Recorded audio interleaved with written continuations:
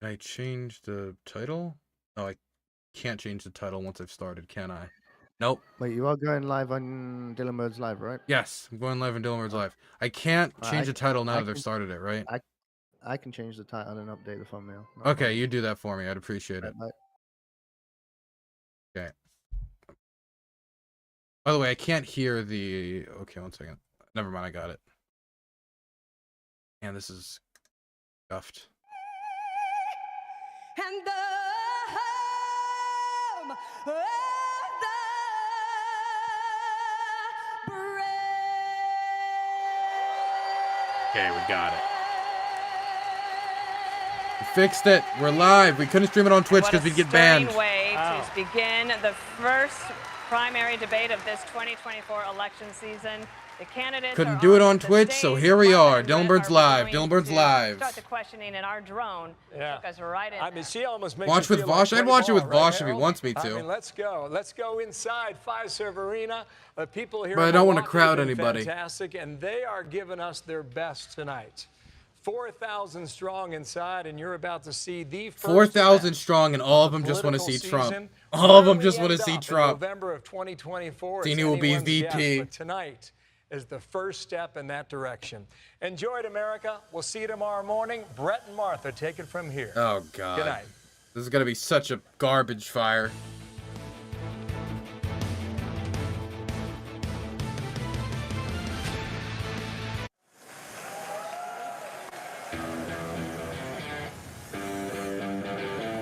Some call it the heartland. Others flyover country. But for the 2024 presidential hopefuls, the Midwest is the place to land. Here, Okay. there's one battle. Okay, they're not. I'm just gonna slow it down. They're hosting the debates in Wisconsin. The reason they're hosting the debates in Wisconsin is because it's a battleground state.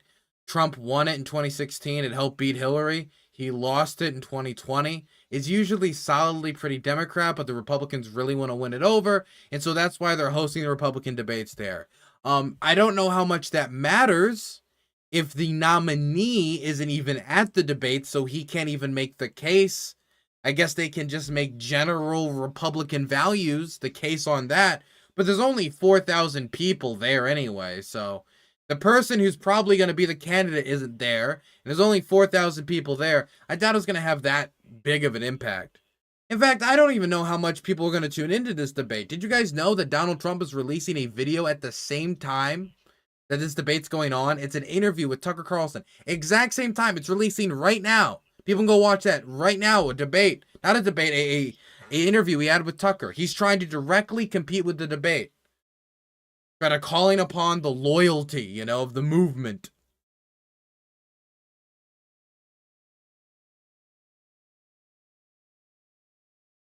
I'm just waiting. They're just promoting the event. I'm just waiting for the promoing to be over. I'm not gonna flood your guys' ears with a bunch of dumb promo. Hey Dylan, enjoy, but I cannot willingly rob myself of brain cells, whatever is left of it. Thank you for the $20, that Indian dude. Oh, debate's starting. Let's do it.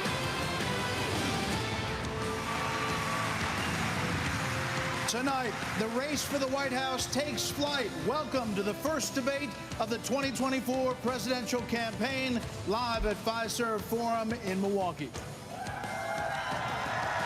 8 Republican candidates have qualified and have chosen to 8? be here This should not on be our 8. debate stage tonight. They are here to lay should be out like their vision 6 max. for America, the battle as they battle for the GOP nomination. Vice presidential. Good evening, everybody. Oh, sorry. I'm Martha McCallum. And I'm Brett Baer. This is the very same stage on which the Republican choice for president will accept the party's nomination next summer. The 8 contenders are positioned by the order they sit in the polls, with the highest polling candidates in the middle. You know who's second? standing center Vivek Walsh stage. Swamy. Florida Governor Can you believe Ron that? DeSantis. Oh, they love him. They love him in that crowd. Entrepreneur Vivek Ramaswamy. They love him too. Former Vice President Mike Pence. Former South Carolina Governor Nikki Haley. Okay, it's Former mostly New Jersey support. Governor Chris Christie. South Carolina Senator Oh, he got Tim booze. Scott. He got booze. Chris Christie got the booze. Governor Asa Hutchinson. And North Dakota Governor Doug Okay, Burgum. these last 3 shouldn't even be here. But Dude, Chris Christie got booed. It's gonna be a tough night for Christie, man. For tonight, Kamikaze we'll ask the campaign. Let's go. questions, and then candidates get 1 minute to answer. If someone is singled out, you get 30 seconds to respond. And when the time runs out, we all will hear this. Very pleasant. So tonight, these candidates have a big opportunity to break out of the pack and to explain why they are best prepared to be the Republican choice for president. At a time when the likely Democrat nominee, President Joe Biden, is working to convince the country that with Bidenomics, things are looking up. Woo! It is. They are. They call my plan Bidenomics. I'm not sure they meant it in a GDP increasing, unemployment decreasing, jobs created, 9% S&P growth. But is it? More than Yes. 65% of Americans say the country is headed in the wrong direction. Oh my And here's God. the reality for some Why would voters you go we through- talked to here in Wisconsin this week. We have noticed a dramatic increase in prices at the grocery store just across the board. Inflation is Gas is high, decreasing. and food is high. A lot of people's out here homeless because they can't buy food. It's tough when you got mortgage rates at 7-8% versus 2 to 3. It's just you can't afford a house anymore. Inflation is ridiculous. It's killing us out here. As we sit here tonight, the #1 song on the Billboard chart is called Rich Men Oh, North come of Richmond. on. It is by a singer from Really? Farmville, Can we just- Virginia, can- named Oliver Anthony. We just stay on the His policy. lyrics speak of alienation, of deep frustration Okay, whatever. with the state of government and of this country. Washington, D.C. is about 100 miles north of Richmond. Oh my God. They're just playing the song now? Isn't this supposed to be a debate? I gotta turn off the sound. I can't copyright. Like what? Why are they're just showing them all while they play the song? Why? Vivek's having a blast, man. This is exactly what he wants. This is podcast behavior, man. Why is this song striking such a nerve? What in this kind country of right question now? is What do that? you think it Ask him an means? actual Our question. country is in decline. This decline is not inevitable, it's a choice. We need to send Joe Biden back to his basement and reverse American decline. And it starts with understanding we must reverse Bidenomics so that middle-class families have a chance to More succeed again. unemployment. We cannot More succeed as a unemployment. country Sorry, if you are that's what I working hard translated and it you to. can't I'm sorry. afford groceries, a car, or a new home, while Hunter Biden can make hundreds of thousands of dollars on lousy paintings. That is wrong. We also cannot succeed when the Congress spends trillions. I just want to say that Biden added 3.4 million more jobs in comparison to what we had pre-COVID. So that means he recovered the jobs we had that we lost because of COVID and then added another 3.4 million. More Americans are working. We have an historically low unemployment rate. So it's not like people aren't working. That's not the problem with the economy. We have a pretty tight labor market, giving labor more negotiating power. Sorry, I'm interrupting the great commentary of Ron DeSantis. DeSantis just said there, and why would you be better on the economy than him? Well, look, I do agree predominantly with what Governor DeSantis just laid out. I think that if you asked every one of us up here, that we would agree predominantly with what he just laid out. Here's the difference. The difference is that we're going to have to work and make sure that we sell these ideas and be able to put ourselves in a position where we get a majority of the vote, not only by winning the Congress and the Senate in 24, but also by having someone who's had the experience of doing it. Now, I was elected as a conservative Republican in a blue state with 61% of the vote, with a Democratic legislature against me the entire time. And he never mentions how he left office and why he's no longer involved in New Jersey politics like he used to be. He's not popular anymore. We cut debt in New Jersey. We made sure that each and every time we were confronted with Also, Chris Christie can't make the nepotism Hunter Biden argument, man. Not after that bridge scandal. To make progress going forward. Truth and accountability are the things we need to do to fight waste. And I'd say the last thing is this, Brett. We cannot sit by any longer and allow the kind of spending that's going on in Washington, because every dollar they spend is a dollar that these people are not allowed to spend on their children and their grandchildren. It's robbing our country, and it's wrong. Well, That's Governor, not let me how- just follow up very quick. Well, a lot of that money would be invested in roads and spent on things that'll help children, but whatever. After Illinois, and it was downgraded 11 times. Yep. Yeah, and that's what happens when you inherit a blue state that has done that. But when you look at what we did on debt, Brett, in that state, we cut debt in that state, debt that had been left to us by 3 Democratic gubernatorial predecessors of mine who ran up that debt tremendously. And what you also saw us do was to cut the unemployment rate in half. It was over 10% when I became governor. The unemployment rate matters when it's Christie, but not when it's Biden. Also, I wonder if any of them are going to talk about the mega increase in deficit under Trump administration. $7.8 trillion increase in the deficit. Killing the taxpayer. Thank you, Governor. Tim Scott, In the Senator debt, Scott, sorry. excuse me. The But song through also deficit. goes Deficit also after welfare skyrocketed. programs. As a senator, now President Biden argued for freezing federal spending. This was back in the 80s. Are they just going to debate based upon this song, really? Let's not talk about that anymore. You have been a senator, though, for 10 years. So what have you done to rein in the increasing size of government? Well, thank you for the question. Over the last several years, I've had an opportunity to vote against spending package after spending package after spending package. What we also need to understand is that Joe Biden's Bidenomics has led to the loss of $10,000 of spending power for the average family. When you see 16% inflation, What does that even mean? Your gas is up 40%. Your food is up 20%. Your Like electricity across is up the 20%. board? Or what is he, like that, Stop like, that by turning the it would be spigot different off by of state. Washington, Okay, whatever. Sending the money back to the states and allowing the decisions to be made at their own houses. I helped write the Tax Cuts and Jobs Act in 2017. We cut taxes for a single mom like the one that raised me by 70%, for dual households by 60%, returning to the average family $4,000. If you don't send it to Washington, we can't spend it. That's good news for the American people. Okay, but just to follow up, you did, during the Trump administration, you approved 4.4 trillion, 4.1 trillion, 1.7 trillion over the course of that administration. That's a lot. True, because the There's no Trump doubt administration that increased the during Trump deficit. administration, when we were dealing with the COVID virus, we spent Before more money. COVID. But Before here's what COVID. happened No, at the end of before our COVID. time in the No, majority. don't be We sneaky. had You increased the low deficit unemployment, before record COVID. Low unemployment's 3.5% for the majority of the population, 70-year low for women. African Americans, Hispanics, and Asians had a all-time low, but our inflation was at 2%. Under Joe Biden, we've seen the exact opposite. We've seen inflation explode, which led to 12 Federal Reserve increases that's devastating home buyers today. Mr. Ramaswamy, you're listening to these answers. If I may, Now, I mean, hold that on one was our second. We're going administration, to. so I don't know if I get a chance to respond. He didn't mention you specifically, but we'll be with you in a second, Mr. Vice President. Mr. Ramaswamy, listening to all of this, why should voters choose you over more experienced politicians on this stage? You're basically, a blank slate for people. It is the experienced politicians that have ruined this country, sir.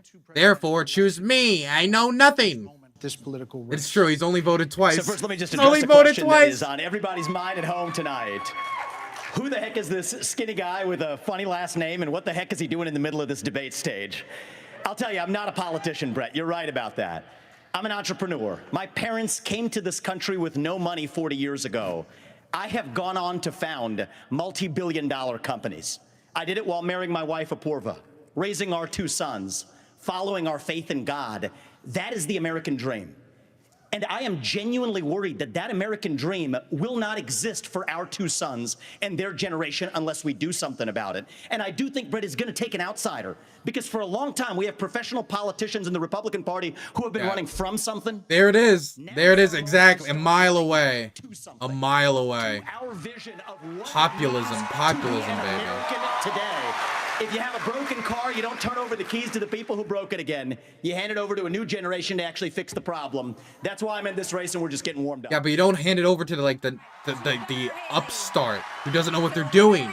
They'll just make it worse. To turn around this economy that we've heard all of these voters talking about tonight. Then Mr. Ramaswamy, who is a successful entrepreneur nationally right now, he's beating you in the polls. Well, I don't care about polls. What I care about, the fact is that no one is telling the American people the truth. The truth is that Biden Only didn't Haley. do this to us. Only Our Nikki Haley. Republicans did this to us, too. When they passed that $2.2 trillion COVID stimulus bill, they left us with 90 million people on Medicaid, 42 million people on food stamps. No one has told I think she's angry because we've lowered the amount of uninsured people. I think that's why she's angry. They need to eliminate the earmarks that the Republicans brought back in, and they need to make sure they understand these are taxpayer dollars. It's not their dollars. And while they're all saying this, you have Ron DeSantis, you've got Tim Scott, you've got Mike Pence. They all voted to raise the debt, and Donald Trump added $8 trillion to our debt. And a kids are never gonna swing forgive towards us for Trump, this. And so and at a the end of the true day, swing you towards look at Trump. the He did increase 2024 the debt budget, by $8 trillion. Republicans asked 7.4 to be for specific. $7.4 billion in earmarks.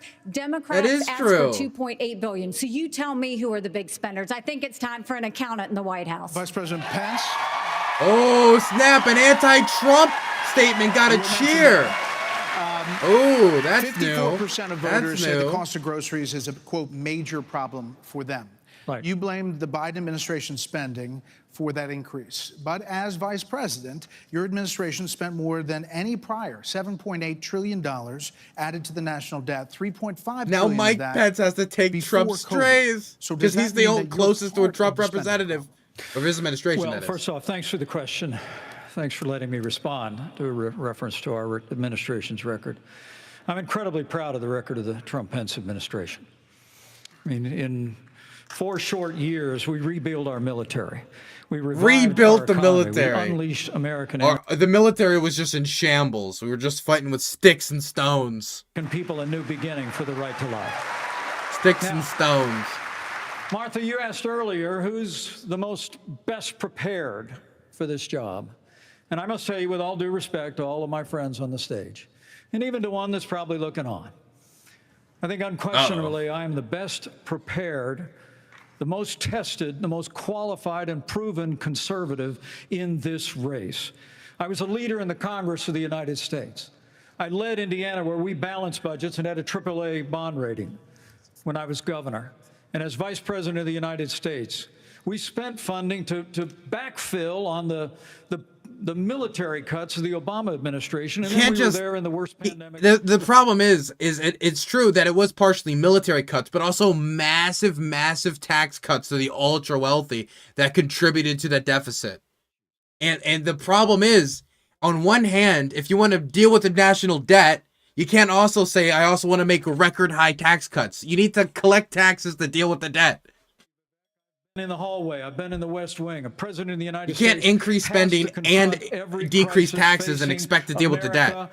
I will put our nation back on the path to growth and prosperity and restore fiscal responsibility, just as I did in Congress and as governor, Mr. Vice President. and when I was vice president.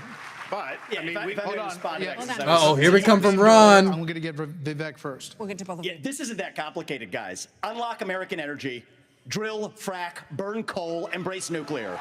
Put people back to work by no longer paying them more to stay at home. Snappy and Reform the punchy. US Fed, Smart. stabilize the U.S. dollar, and go to war. The only war that I will declare as U.S. president will be the war on the federal administrative state that is the source of those toxic regulations, Wow. acting like a wet blanket on the economy. Very So brave. I'm not sure I exactly understood Mike Pence's comment, but I'll let you all parse that out. For me, it's pretty simple. That's something a U.S. president can do with focus, and I'll deliver on Well, it. let me explain it to you. Let me explain it to you, Vivek, if I can.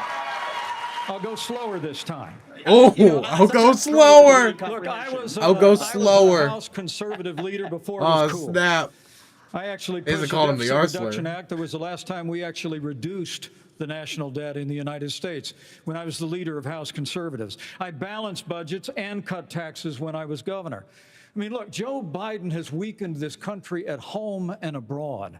Now is not the time for on-the-job training. We don't need to bring in a Ooh. rookie. We don't need to bring in Ooh. We need to bring Oh, snap. It's true though. It is true. Not the balanced budget, whatever, but the on-the-job training is true. That is So here's the 100% thing. true. Why are we in this mess? Part of it, and a major reason, is because how this federal government handled COVID-19 by locking down this economy. It was a mistake. It should have never happened.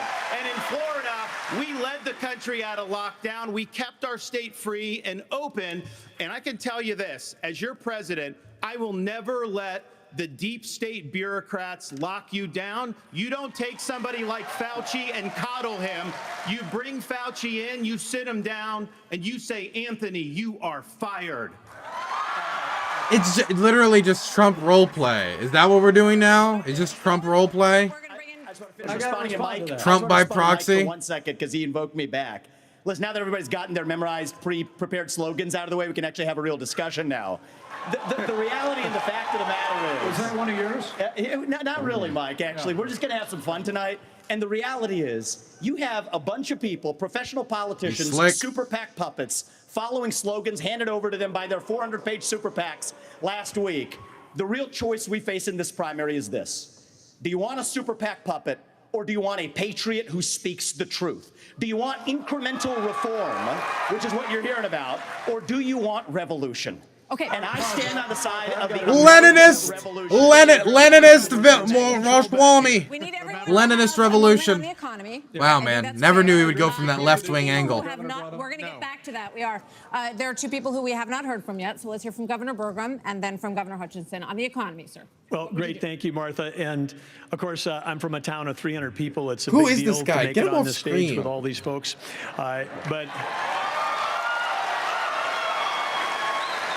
But when they were all wishing me well, and I think I took them a little too literally when they said, go to Milwaukee and break a leg. But I do want to say on this, we're missing something. We can't just talk about the Biden economy, because the economy, energy, and national... Okay, I'm sorry that I'm muting this guy. I don't know. I'm sure there's a few guys out there who's like, I really want to hear Dylan's reaction, whatever he's saying. I'm sorry I took out the headphones too. Let me just explain why this guy's on stage. This guy isn't going to be president. Maybe there's a tiny bit of him who think he can become president, but he's not going to be president. Same thing when Tim Ryan ran on the Democratic ticket. It was a question of raising your national profile through these debates and through running for president. I think that's probably his goal. I mean, if he becomes president, happy coincidence, but I don't think he's under the delusion that he can actually become president. Just like Tim Ryan, I don't think was under the delusion that he can become president. But if he was going to run for Senate, he wanted to be able to raise his profile on the national stage, since he was going to be going, Senate is a different game than the House after all. I think this is probably just their Tim Ryan, their guy running to raise their profile. Thank you, Grant. Delighted to be here tonight. And let me just tell you that I'm a pro-life governor from just what I just said again, but repeated. In which I lowered taxes in Arkansas as governor. I created a $2 billion surplus that I passed over to my successor, and I made sure that we shrunk the size of government. We have 14% fewer state employees in Arkansas after I left government than when I took over as governor. That's not a necessarily good thing. I tell that because that's what we need in Washington, D.C. We need somebody who can actually constrain the growth of the federal government, that can actually reduce the size, and I've pledged to reduce by 10% our federal non-defense workforce. That's a specific pledge to make that attacks the administrative state. Everything can be compromised except for our killing power. That have had success in Our business. IRS can be compromised, FDA, everything, all the other things that are used to protect and maintain the country, they can be compromised. Not our blowing up guns, not our blowing up bombs. I think that that's experience that is important for the future of our country, to be the president of the United States that can lead with positive solutions and be held accountable. Thank you. We have a lot of topics to get to, and I promise we're going to get to everyone if we play within the rules. Okay, next topic. More than 1,000 people are still unaccounted for in Maui after the deadliest U.S. wildfire in more than a century. Hawaii's governor and White House officials said that climate change amplified the cost of human error. Who's And gonna blame it? tropical Blame storm hit lasers. Blame California lasers. for the Somebody first blame time in lasers. 84 There's a years. non-zero The chance ocean they hit blame lasers. 101 degrees Non-zero. off the coast If of it's gonna be Florida, anyone, and it's in the gonna be last month, the Ramaswamy. heat wave in the Just throwing it out Southwest there. broke records nearly 50 years old. So Alexander Diaz from Young America's Foundation has a question for you all. Polls consistently show that young people's #1 issue is climate change. How will you, as both President of the United States and leader of the Republican Party, calm their fears? Vivek that the Ramaswamy was Republican saying Party we need to doesn't care burn the about coal, baby, burn the coal. Let's hear On it. this with a Let's show hear of it. hands. Do you believe in human behavior no. is causing Oh, no. climate change? Raise your hand if you do. Look, we're not school children. Oh my! Let's Not have a the debate. single I mean, one. I'm happy to take it to start. Not a single one. None of them believe in climate change. So let me just say to Alexander, Okay, well, there's your stark difference between the Democrats and Republicans. We acknowledge the issue is real. Oh my God. Treats Republicans versus Democrats. Biden was on the beach while those people were suffering. He's not He talking was about asked climate about it. change. He He's said not no answering the guy's comment. issue. Are you kidding me? As somebody that's handled disasters in Florida, you got to be activated. You've got to be there. You've got to be present. You've got to be helping people who are doing this. He went there. Here's the deal. I don't know. So is that a yes? I want him Is to that a answer the yes? question. Is that a hand raise? You do not. I think it was a hand raise for him, and it's my hands are in my pockets. No, because no, the I climate didn't change raise- agenda I didn't is a raise a hoax. They're Let us they're be trying to. honest You with believe in Republicans. climate change? No, I'm the you only person believe on the in stage climate who isn't change. bought and paid for, so I can say God, this: it's the disconnected. climate change Oh, whoa, agenda whoa, whoa, is a whoa. hoax. That's just ridiculous. The climate change agenda is a Ooh, hoax. slip up. And we have to declare independence for it. And the reality is, the anti-carbon agenda is the wet blanket on our economy. And so the Anti-carbon reality is, agenda. more people are dying of bad climate Anti-carbon change agenda. policies. Than These they are guys, of this actual anti-smog, anti-radiation agenda, anti-nuclear disaster agenda. I've had enough. I've had enough already tonight of a guy who sounds like ChatGPT standing up here. And the last person in one of these debates, Brett, who stood in the middle of my the stage God. and said, "What's a skinny guy with an odd last name doing up here?" was Barack Obama, and I'm afraid we're dealing with the same type of amateur. Oh my God! Give me a hug just like you did to Obama. Same time of amateur. And you'll help elect me just like you did to Obama. Chris Christie, kamikaze attack. Hold on. Governor Haley. That was Would you like to beautiful. respond? That was Are you So beautiful. what I would like to say is the fact that I think this is exactly why Margaret. People forget. People forget, man. Christie trained Trump in debate, man. He's no joke. They're cheering like a Margaret Thatcher quote. It's not that important. We do care about clean air, clean water. We want to see that taken care of, but there's a right way to do it. And the right way to do it is, first of all, yes, is climate change real? Yes, it is. But if you want to go Finally, and really one change the person will say environment, it. then we need to start telling China and India that they have to lower their emissions. That's We what our already problem tell is. them that. What do you And mean these tell green them? subsidies Tell that them Biden what? has put in, We already tell them that. done is What help what is that Because change doesn't from our understand policy? all these How? electric Are we vehicles going to that he's force them done? to? Are we going to What's that sanction done? them? Half What's of the batteries difference? for electric You're the vehicles are UN made in China. former UN And so representative. She should that's have an not answer to helping this. the environment. You're putting money in China's pocket, and Biden did that. So first of all, I think we need to acknowledge the truth, which is these subsidies are not working. We also need to take on the international world and say, okay, India The and China, international you've got to world. stop polluting. Unlike the isolated world, the international world. Absolutely. Are you bought and paid for? I'm sorry? Are you bought and paid Absolutely not. I mean, here's what the American people deserve is a debate about the issues that affect their lives. Going back and forth, being childish is not helpful to the American people to decide on the funny. next leader of our country. Number one, wait a second. Number two, as a kid who grew up in a single-parent household mired in poverty, I wondered, was the American dream real for kids who were devastated by poverty, devastated by the challenges of life? I came to the conclusion that America can do for anyone what she's done for me if Chris Christie is doing decent, and I mean, from his 1 to 2 moments he's had so far, he's doing pretty well considering it's a hostile crowd. we all do. He is the best thing to anti-Trump do candidate. Is to bring our jobs home from China. If we create 10 million new jobs in my Made in America plan, we will have a better economy and a better environment. Let me tell you why I say that, Brett. America, Do it quickly. America has cut. I'm a Southern boy, I talk slow. So America, Another one.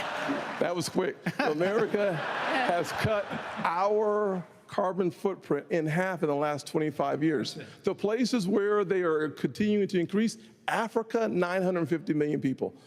India, over 1 billion. China, over 1 billion. Why would we put ourselves at a... The problem is, though, okay, sorry, let me finish. Devastating our own economy. Let's bring our jobs home. We have a lot of different topics. Okay, I just want to quickly say, look, I do think that Africa's going to have to probably develop differently than the West did, because it's a gigantic continent, would contribute a lot to pollution. But if we're saying that they're going to have to develop in a different way, then we're going to have to ask them to develop in a different way. We're going to have to help them develop in a different way. You know, when it comes to developmental aid, it can't just be we're dropping like a bunch of like sandwiches for them to eat. It's going to be trying to help them produce their own resources in a least carbon harmful way. But the problem is, most of the people on this stage oppose that type of either A, that type of investment, or B, that type of aid being given, or that type of assistance being given, because it's not our business, it's not our affairs.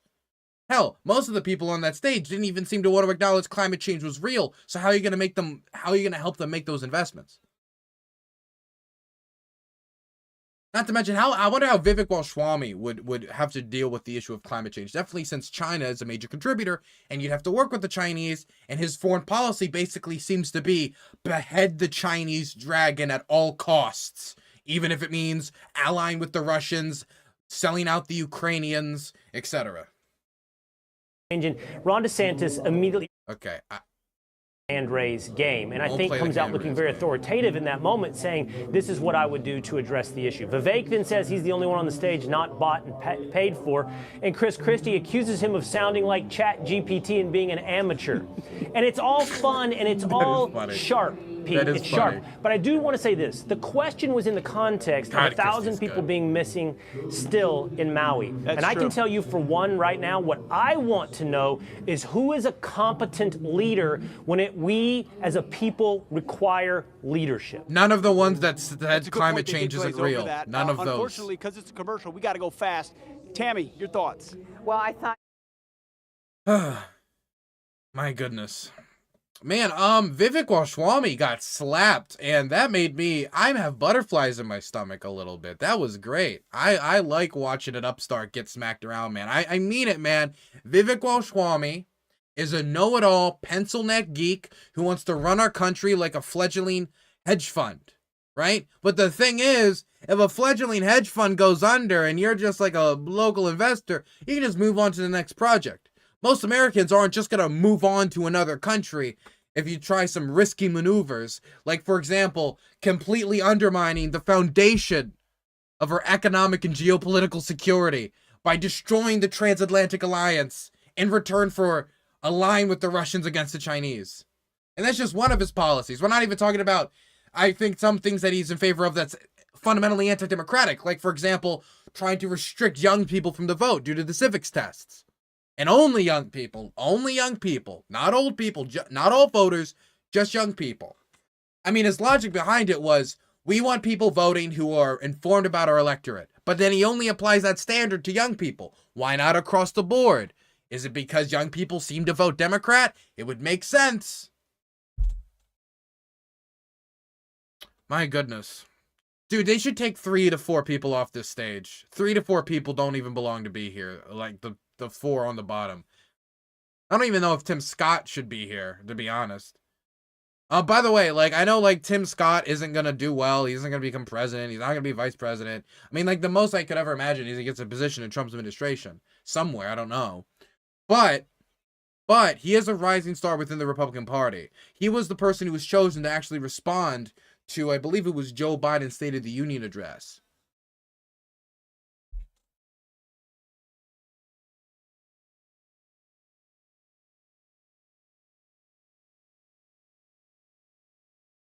Oh, also, Danabo just told me, since I'm holding his computer hostage because I'm watching the debate through a screen share through him, he tells me to tell everyone to like the stream, subscribe, and also donate at dylanburns.tv to help pay the staff at Dylan Burns Live. And also, if you do go to dylanburns.tv to donate, you will help me fundraise vital equipment I need to do my journalism, like There's body armor. So it'd be very helpful. This is bought and paid for by viewers like you.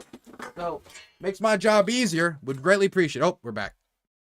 State referendums all have upheld abortion rights in this country. Here we go. And even in 6 red weeks. states, there are more swing state referendums. It's going to be federal abortion ban or 6 weeks. 6 weeks. You're going to hear that a lot.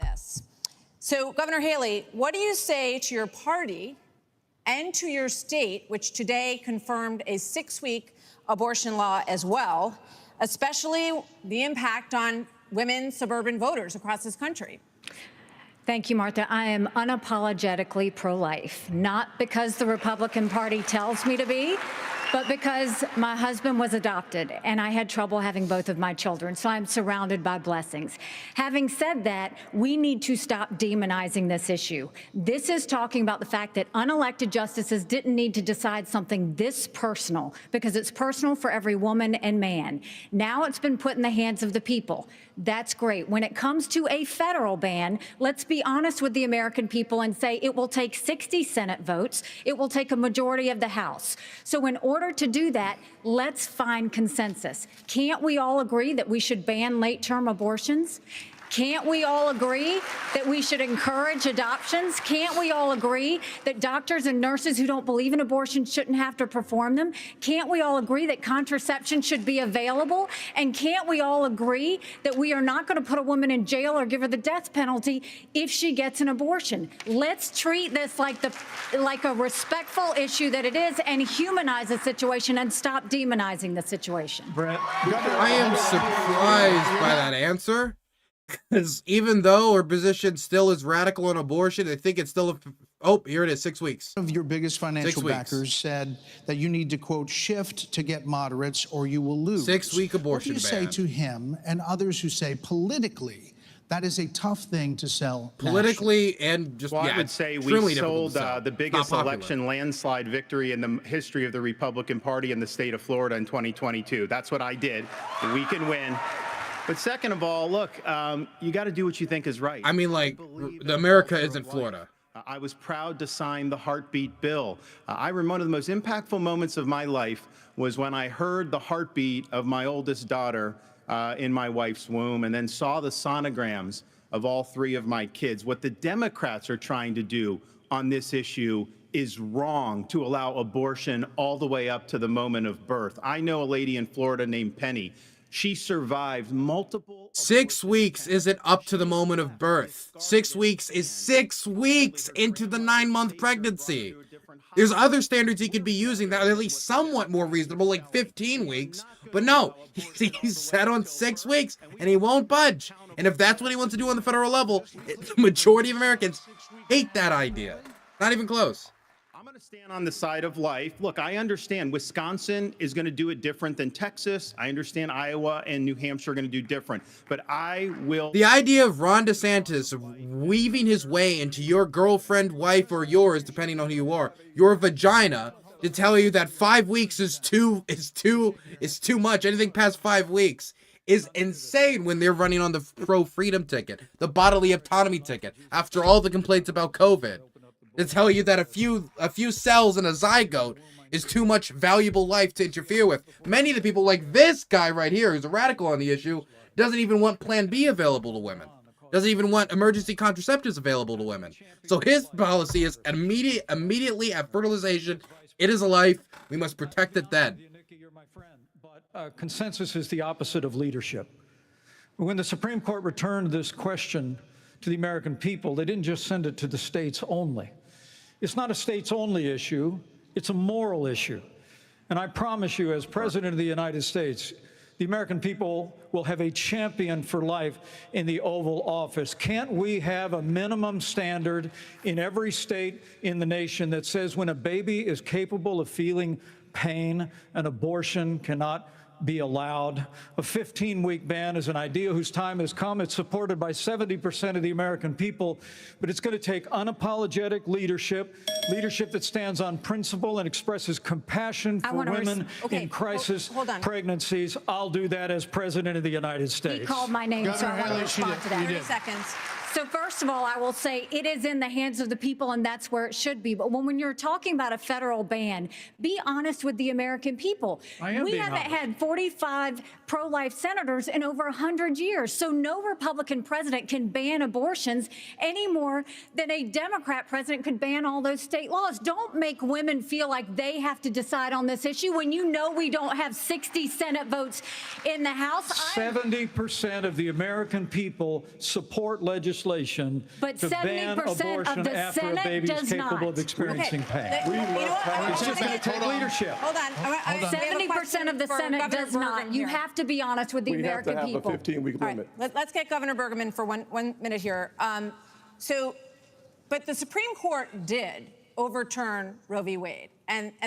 Look, I mean, I'm just going to say quickly, like, when it comes to the popularity of Roe v. Wade is popular. It was unpopular to overturn it. It hurt Republicans in 2022. It's going to hurt Republicans in 2024. A lot of people were motivated to go vote on this issue, not in their favor, but against them. And it's a hard issue to run on. And I think that is causing Nikki Haley to realize that, look, they probably can't even get it through if they win. And so why even run on it? And so he's going to push back against Mike Pence, who's one of the biggest radicals on this issue. I think it's smart for the general, but I don't think it's going to help her much in the primary. Abortion ban. We should not. And the reason why we shouldn't is very simple. It's the 10th Amendment in the Constitution. In the Constitution, which the states created the federal... Okay, I don't care who this guy. I have no clue who he is, so I'm not going to pay attention to him. And I just want to say some more words, so I'm going to say more words. I also do want to say that when it comes to referendums on abortion, the right to abortion keeps winning. And so the idea that like Americans are like clamoring to crack down harder on abortion, that's just not true. When you put it to a poll, when you put it to referendum in the most conservative states in the country, like Tennessee and Kansas, you put it to a poll there, it's not, oh, a little bit abortion wins. It's 60%, 63%, 65%, 67%. It's hard numbers in favor of a woman's right to choose. It's a losing issue for Republicans, but they have a strong lobbyist group and a strong base within their primary, within their party, evangelicals, who are heavily in favor of it. So they got to cater to them. Donald Trump has had a very hard time trying to find this balancing act. I have to address.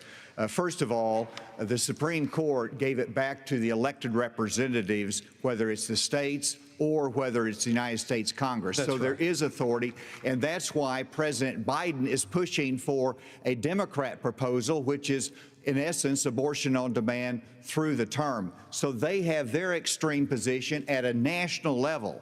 It's most likely going to be addressed in the states, but it's certainly fine for it to be addressed at the national level as well. Arkansas has the record of being the most pro-life state in the nation.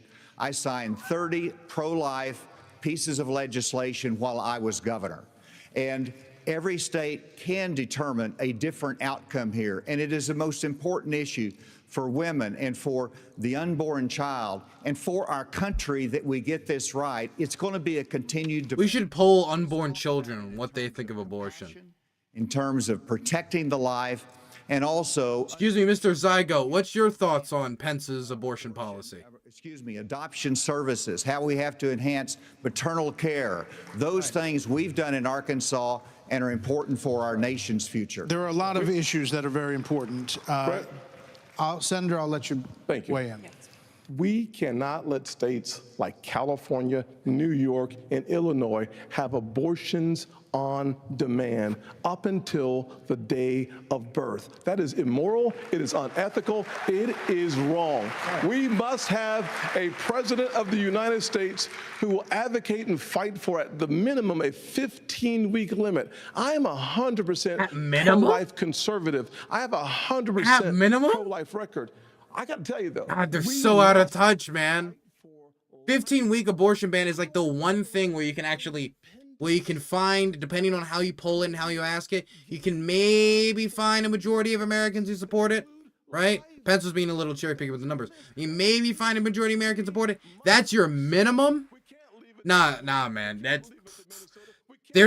They really are not. I'm telling you, once the general comes up, they're going to shut the fuck up about abortion because this stuff is not going to run well in the general. would love This is is for not going to someone go well ask with Biden independent and women. Kamala Harris, are they for 38 weeks? Are they for 39 weeks? Are they for 40 weeks? Because that's what the media needs to be asking. All right, another issue is America and the crime crisis, the homelessness crisis.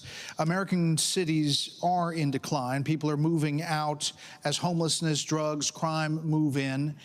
There are problems accelerated. They did accelerate during the pandemic and are still rising, actually. Murders in Los Angeles, New York, Chicago, all up 30% between 2019 and 2022. Homelessness is up 11%, the largest jump in recorded history. Vice President Pence, a lot of this began in the COVID era. How much of what we're seeing happening around this country is a result of those COVID lockdowns? And is your administration in part to blame for how we got here? Well, I think what's in part to blame is the Democrats have been talking about defunding the police for the last 5 years. And we ought to be funding law enforcement, particularly in our... Can I just say, look, I don't want to be silly about this, but rhetoric about defund the police is not enough to increase violent crime. It's just very silly concept to me. That just a bunch of progressive activists saying cops, they suck, right?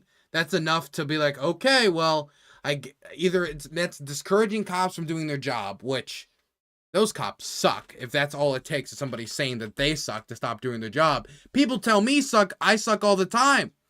Does that mean I stop doing what I do? No. And I'm a Twitch streamer. Okay, that's a lot less vital than a cop.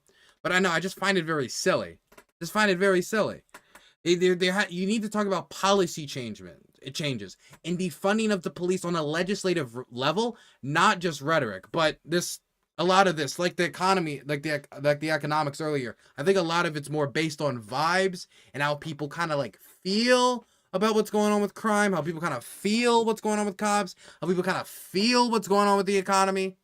Because if you talk about the economy and you talk about the 3.4 million jobs on top of the job recovery on COVID, the 9% growth in the S&P and all this other stuff, it's a lot harder to make that economic argument. So you just ignore it. Add that to the big increase in school shootings around the country. Democrats blame this crisis on easy access to guns. They also blame Republicans for blocking gun control legislation. What would President Christie do? You know, I'm proud of the fact, Brett, that I'm the only person along with Governor Hutchinson up on this stage who's actually running United States Attorney's Office. I ran the 5th largest office in America in a state where there is significant urban crime. And the problem is not going to be solved by more money. The problem is that these prosecutors in these localities in the states are refusing to do their job and to arrest violent criminals. So what a President Christie would do is appoint an attorney general who would instruct each of... Why do we have such violent crime? Because the cops and the prosecutors, they're just like, I don't want to arrest the murderers. Murder is cool, and I like to let them get off with it. It's just silly. It's just non-serious. You can be like, well, we don't have funding issues in this area. Or, well, we need to increase police patrols here. See, these would be more serious answers. But his thing, like, it's just complete non-answer. Just unserious. Fills out a fake here we go. Hunter a Biden. false application for a gun permit. And then is facing a 10-year mandatory minimum, which was mandated by legislation sponsored by his father. And then you have a Justice Department that walks away from those charges. We're telling people that the law doesn't apply to everybody. Biden or the second In Hunter the Christie Biden administration, he would go to jail for 10 years. What about a President Ramaswamy? What does a President Ramaswamy do about guns? So the reality is we have a crime wave in this country, and we know how to fix it. The question is, do we actually have the spine to do it? More cops in the streets who are on the streets able to do their jobs without looking over their shoulder for getting sued. And we also have a mental health epidemic in this country. Just over the same period that we have closed mental health institutions, we have... So if you thought he was going to make it easier to prosecute cops for abuse, I think you've gotten your answer. If you're one of those cop watcher types. People in those psychiatric institutions with Zoloft and Seroquel. It's a deeper issue. I think faith-based approaches can play a role here, too. We're in the middle of a national identity crisis. And I say this as a member of my generation. The problem in our country right now, the reason we have that mental health epidemic is that people are so hungry for purpose and meaning at a time when family, faith, patriotism, hard work have all disappeared. What we really need is a total reset from the top, saying that this is what it means to be an American. Yes, we will stand for the rule of law. Yes, we will close the southern border where criminals are coming in every day. And yes, we will back law enforcement because we remember who we really are. And that's also how we address that mental health epidemic in the next generation that is directly leading to violent crime across this country. Okay, I'm going to be honest. Not a single thing he said, I think at all would contribute to dealing with mental health. And the crowd is cheering wild right now. American people are the most faith-filled, freedom-loving, idealistic, hardworking people the world has ever known. We just need government as good as our people. Well, Mike, I think the difference is you might have, some others like you may have on the stage, it's Morning in America speech. It is not Morning in America. We live in a dark moment, and we have to confront the fact that we're in an internal, sort of cold cultural civil war. And we have to Old Civil War talk. Here we go. In Washington, D.C. We just need government as good as our people again. So let me just finish addressing that slogan, because I don't know what that slogan means. We need to shut down the administrative state. That's actually how we translate it. Crime has been on the rise in Florida, Governor DeSantis. How do you stop crime? Well, actually, crime's at a 50-year low in Florida. We're happy with that. Well, the statewide, it's a 50-year low. And so here's the thing. These hollowed out cities, this is a symptom of America's decline. And one of the biggest reasons is because you have George Soros funding these radical left-wing district attorneys. Really? They That's get into why? office and they say they're not going to... Why do we have crime? Because of this Jew from Europe. That's why we have crime. Get it out of here. It's so unserious. So unserious, man. Could you imagine? He comes in the office, he proposes his anti-crime policy. So we've banned George Soros from America. And violent crime has yet to drop. What's the problem? He's not... I thought he was paying all the meth dealers and everybody trying to... He was sponsoring the Benadryl challenge. What happened? And they are victimizing innocent people in every corner of this country, and it will stop when I get into office. Okay, one more here before the break, Governor Bergen. Brett and Martha, I just thought it was interesting. You asked your question about the problems we're having in big cities. Nobody ever asked the question of what about the crime wave in small towns? Because in a small town, neighbors help neighbors. People understand each other. If a farmer gets sick, everybody comes together and helps him get the crop off. There's accountability. There's transparency. One thing that I think this country could use is somebody in the White House that understands small town values, because that's our road back to get this country on track again. Governor Hutchinson. As former head of the DEA, I understand the drug crisis in America. And right now, whenever you look at the challenges in our inner city, there's three simple words that would be helpful. One, enforce the law when it comes to crime. Secondly, let's deal with the challenge of fentanyl. And it's both about stopping the fentanyl coming from Mexico, but it's also about education of our young people, making sure that we have the tools that are needed for addiction counseling. That's what we expanded in Arkansas as well. Whenever you look at the underlying challenge of America, though, no one likes to see an America with smash and grab in our inner cities. As President of the United States, that will... Okay, I'm lowering this because this guy, again, unimportant candidate. I'm not trying to be mean. He's just not like he's not a big hitter. I'm looking at how people talking about it on Twitter. And Ed Krasenstein, I know it's Ed Krasenstein, but still, he actually looked at the moment where they asked the climate change question. Only two candidates said they believed in climate change. Chris Christie and Nikki Haley. Nikki Haley used to be UN ambassador, so I think it's kind of hard to deny climate change when you're talking to these scientists on the regular and you have to negotiate these deals to deal with climate change. To talk about the coming trials of Donald Trump. Oh, the trial of Trump. That's next. The trial of Trump. Okay, let's turn off the audio. They're about to do another commercial break. Man, I gotta say, I don't really think anybody is clearly coming out on top here. Vivek Ramaswamy, while he's not bombing completely, he's doing much worse than I would have expected. And it was Chris Christie who really gave him, I think, the bloodiest nose of the night. I don't like, I think all of the no names are, no-naming it up. Mike Pence is doing better than I expected, which is surprising me. Chris Christie is doing better than I expected, which is surprising me. Nikki Haley is doing slightly better than I expected. Ron DeSantis is like, I mean, he's doing okay, but I don't know. I don't know if he's shining out there, but he's also not doing bad either. So it could be worse.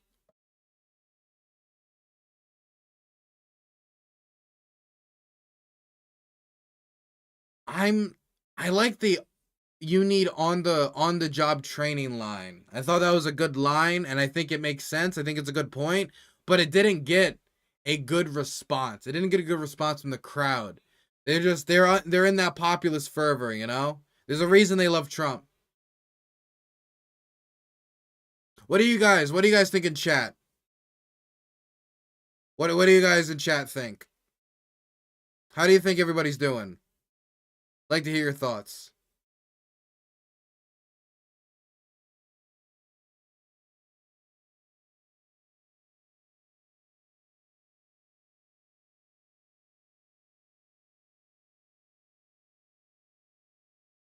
Ron is yawn. Hey, Sepson, thank you for giving a tier 1 sub to Natalia Lushes. I appreciate it.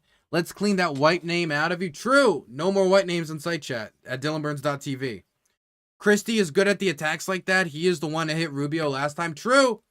True. I honestly thought, and I tweeted this out when I was looking off screen, I think that Chris Christie moment about chat GBT Obama, I thought the Obama part hit harder.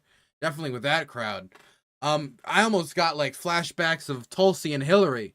Of two people, not Tulsi and Hillary, Tulsi and Kamala. Of two people who are not going to be president, but one knocking the other one hard enough, even though that one doesn't have a chance of becoming president. Just enough to make sure that they know they're not becoming president. I think it's a bad night for DeSantis. I don't know if it's a bad night for DeSantis, but I don't think he's doing well to stand out or to try to reverse his fortunes in the polls. Which isn't that surprising, man. The more people get to know Ron DeSantis, the worse he's performing. He reminds, honestly, remember when Marco Rubio got slammed by Chris Christie for that canned speech? He reminds me of kind of Marco Rubio 2016, if I'm being honest. And I mean that when it comes to all the faults, man.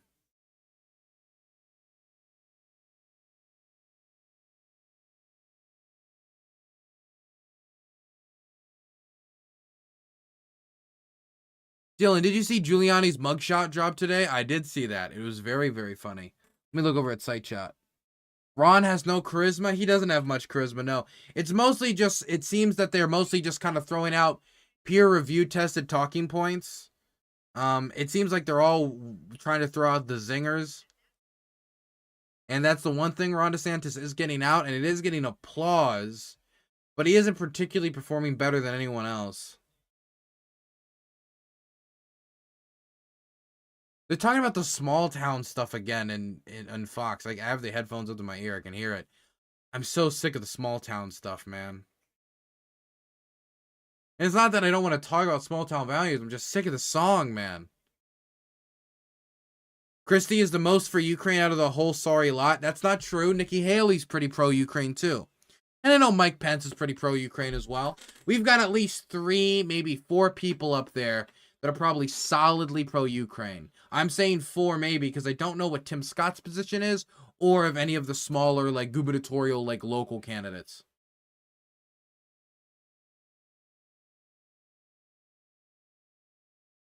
Oh, here we go.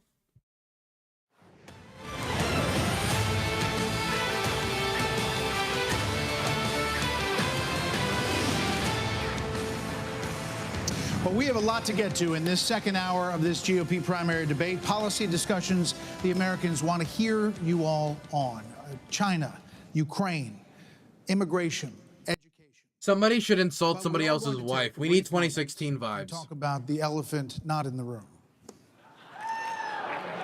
Former President Trump has been indicted in 4 different states on 91 counts. He will be processed tomorrow in Georgia at the Fulton County Jail for charges relating to the 2020 election loss. You all signed a pledge to support the eventual Republican nominee. If former President Trump is convicted in a court of law, Oh, what are they would going you to ask still Chris support Christie? him as your party's You choice? gotta ask Chris Christie on Please this. raise your hand if you would.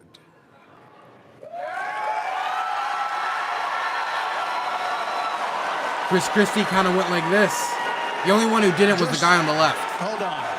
So just to be clear, Chris Christie Governor Christie, seems you were he's doing kind of this. late to the game there, but no, you raised your hand? No, I'm doing this. Look, I'm doing this. And I Oh, he's know you doing this. didn't. He's saying no. No.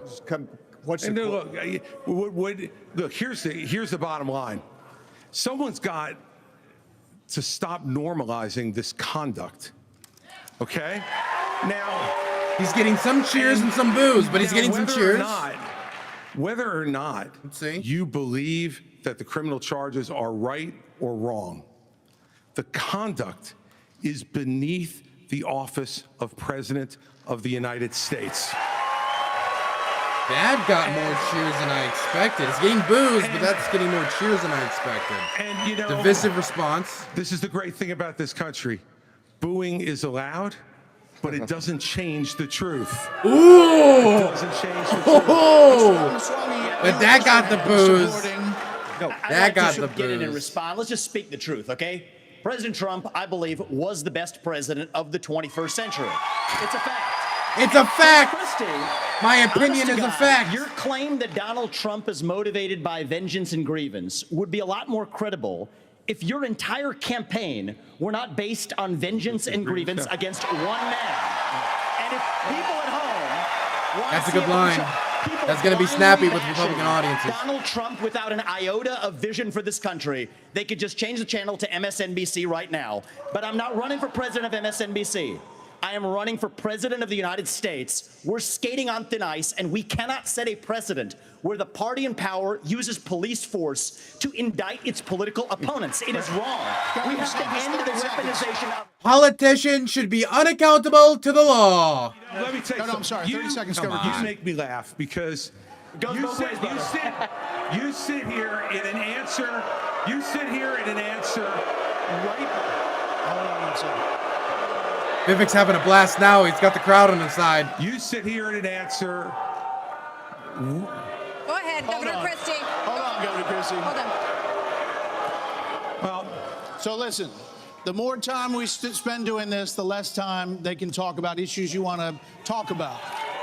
So let's just get through this section. They're so Governor Christie. triggered. They hear the truth. They can't you even sit hear here it. Talking about how you want to stand up for the rule of law. Yes. And law and order.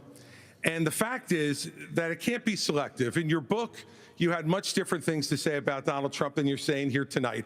That's not true. Well, it is very true. That is not It's true. very true. I read it, Because and I there's know. a difference between bad no. behavior and illegal By the way, behavior, Chris, and you as a by the way, prosecutor should know better. Yeah, you know what? I know a lot There's better. a difference between I bad know, behavior. They're I know not a letting lot them better talk. than you do. You've never done it like you've never done anything to try to advance the interests of this government except to put yourself forward as a candidate tonight. And here's the thing. We've stood up for law and order. I did it as U.S. attorney. I did it as governor. And I am not going to bow to anyone when we have a president of the United States who disrespects the Constitution. He said, Let him finish. He said, How dare you criticize Trump?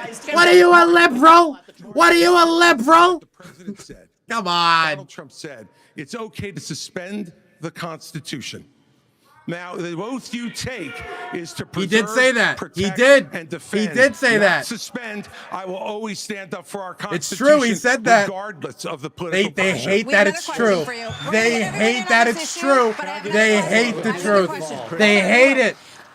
All right, so President Trump's former vice president is on this stage tonight. He has faced hecklers on the campaign trail over his actions on January the 6th. On that day, the vice president moved forward with the certification of the election.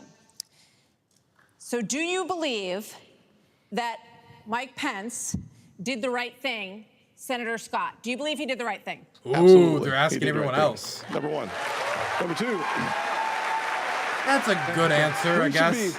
We should be good. asking ourselves a bigger question about the weaponization of the Department of Justice. When I'm president, the first thing I'll do is fire Merrick Garland. Second thing I'll do, fire Christopher Wray.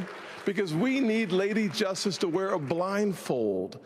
Without that, no one has confidence in our justice system. 17% of Republicans have confidence in our Department of Justice. Here's why. We keep seeing not only the weaponization of the Department of Justice against political opponents, but also against parents who show up at school board meetings. They're called, under this DOJ, they're called domestic terrorists. This is a lie. It's an old. It's like an old lie. It's like an old Republican lie. It's just not true. Let me finish my comments. Yes.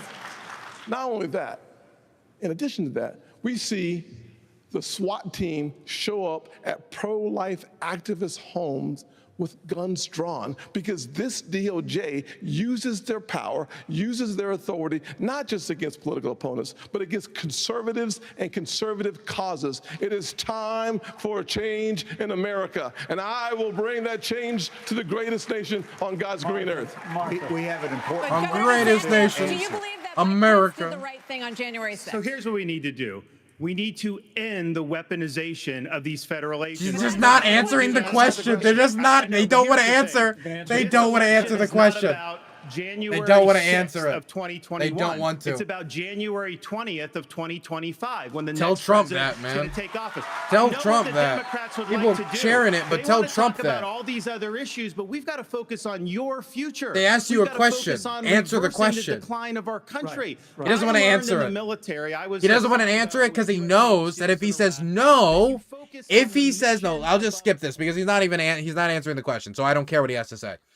If he says yes, that he should have certified the vote, then he can't be to Trump's right because the people to Trump's right are even crazier than Trump on the election, right? So if he wants to win he wants to win over the Trump people, he can't say no.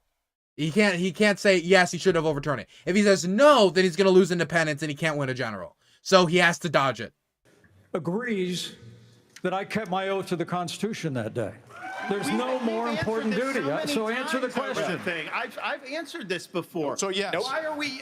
Mike Answer the did his question, duty. Ron. I got no beef with him, but here's the thing: is this I what got we're no going to be beef with focusing Mike. on I'm relieved. going forward? Answer the question, rehashing Ron. Of this, I'll tell you, Governor the DeSantis. Democrats would love that, and they will We win would, if though. you let them get away Then with answer it. the question. It'd be easy if you answered the question and moved on. Then we wouldn't be able to rehash Around it. this country, and we're going to hold him accountable. Let me just say, Governor DeSantis, we spent an hour talking about policy. Former President Trump is beating you by 30, 40 points in many polls. So it is a factor. Wasn't that in the cheering? GOP Oh, they primary. love it. Governor Hutchinson, you did not raise your hand. I did not raise my hand because there's an important issue we as a party have to face. And over a year ago, I said that Donald Trump was morally disqualified from being president again as a result of what happened on January 6th. More people are understanding the importance of that, including conservative legal scholars who says he may be disqualified under the 14th Amendment from being president again as a result of the insurrection. This is Insurrection. He used the insurrection word. Ooh, the crowd doesn't like that. Rules and under the Constitution. And so, obviously, I'm not going to support somebody who's been convicted of a serious felony or who is disqualified under our Constitution, and that's consistent with RNC rules. And I hope everybody would agree with me. They won't agree with it, but nice try, buddy. Can I answer the question? Can I get in on this? Okay, I'd like to answer. I've already been in on it, Vice President Pence. You're gonna like I'd my to answer, the Pence. question you asked and not give a pre-canned speech. Mike Pence stood for the Constitution, and he deserves not grudging credit. He deserves our thanks as Americans for putting his oath of office and the Constitution of the United States. Not even before not a personal, smile, nothing. Political and unfair pressure. That dude is a machine. And the argument that we need to have in this party before we can move on to the issues that Ron talked about is we have to dispense with the person who said that we need to suspend. That dude eats like chicken raw, man. Something not right. Mike Pence Something not said right. no, Something not and he working deserves right. credit for it. Okay. Such a machine. Just look at. I don't know, man. We haven't heard from you on this. Do you agree? Do you agree that Vice President Pence did the right thing that day or not?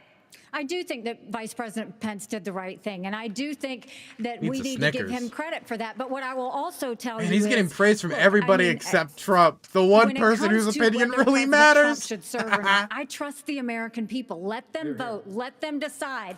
But what they will tell you is that it is time for a new generational conservative leader. We have to look at the fact that 3/4 of Americans don't want a rematch between Trump and Biden. And we have to face the fact Good point. that Trump is the most disliked politician in America. We can't win a general election that way. It's true. The crowd doesn't like it, but it's true. It's true. Governor Burgum. It's Governor Burgum opportunity.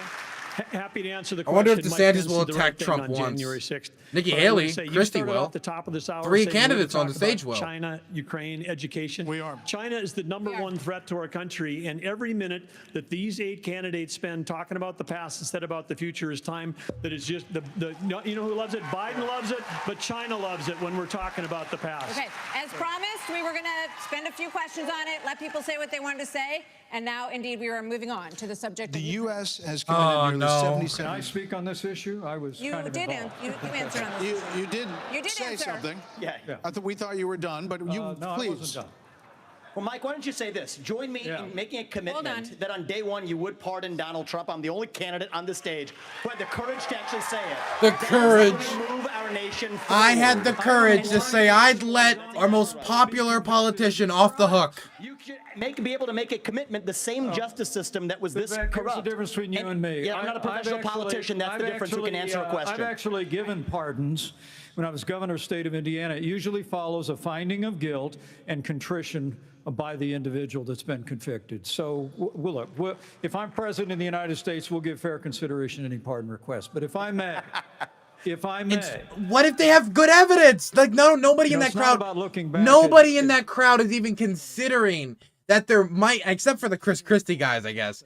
Nobody in that crowd is even considering that there could possibly, in a million years, be a piece of evidence that could actually prove Trump is guilty. Or if they do know that there might be, they just don't care. My goodness, to commit to a pardon before you've even seen the evidence. What a bizarre thing. It just shows how inexperienced he is. And you can even see Mike Pence responding like, you've obviously never done this before. Thank you for the gifted 10 tier 1 subs, King. I appreciate that. And got our chat, YouTube chat. Thank you, thank you. Same. If they earn this job and the confidence of the American people. Please keep off Look, the I've Ukraine made it topic for clear. as long I had as hoped possible. I don't want to hear it. That the issues I don't wanna hear it. surrounding the 2020 election and the controversies around January 6th had not come to this, had not come to criminal proceedings. I would rather they had been resolved by the American people and the American people alone. But no one's above the law, and President Trump is entitled to the presumption of innocence that every American is entitled to, and we will make sure and extend that to him. But the American people deserve to know that the president asked me in his request that I reject or return votes unilaterally, power that no vice president in American history had ever exercised or taken. He asked me to put him over the Constitution. And I chose the Constitution, and I always will. I had no Vice right to President Pence. overturn the election, and Kamala Harris will have no right to overturn the election when we beat them in 2024. Thank you, Vice President Pence. Vaguely good Now response. we are moving on surprisingly. to other issues.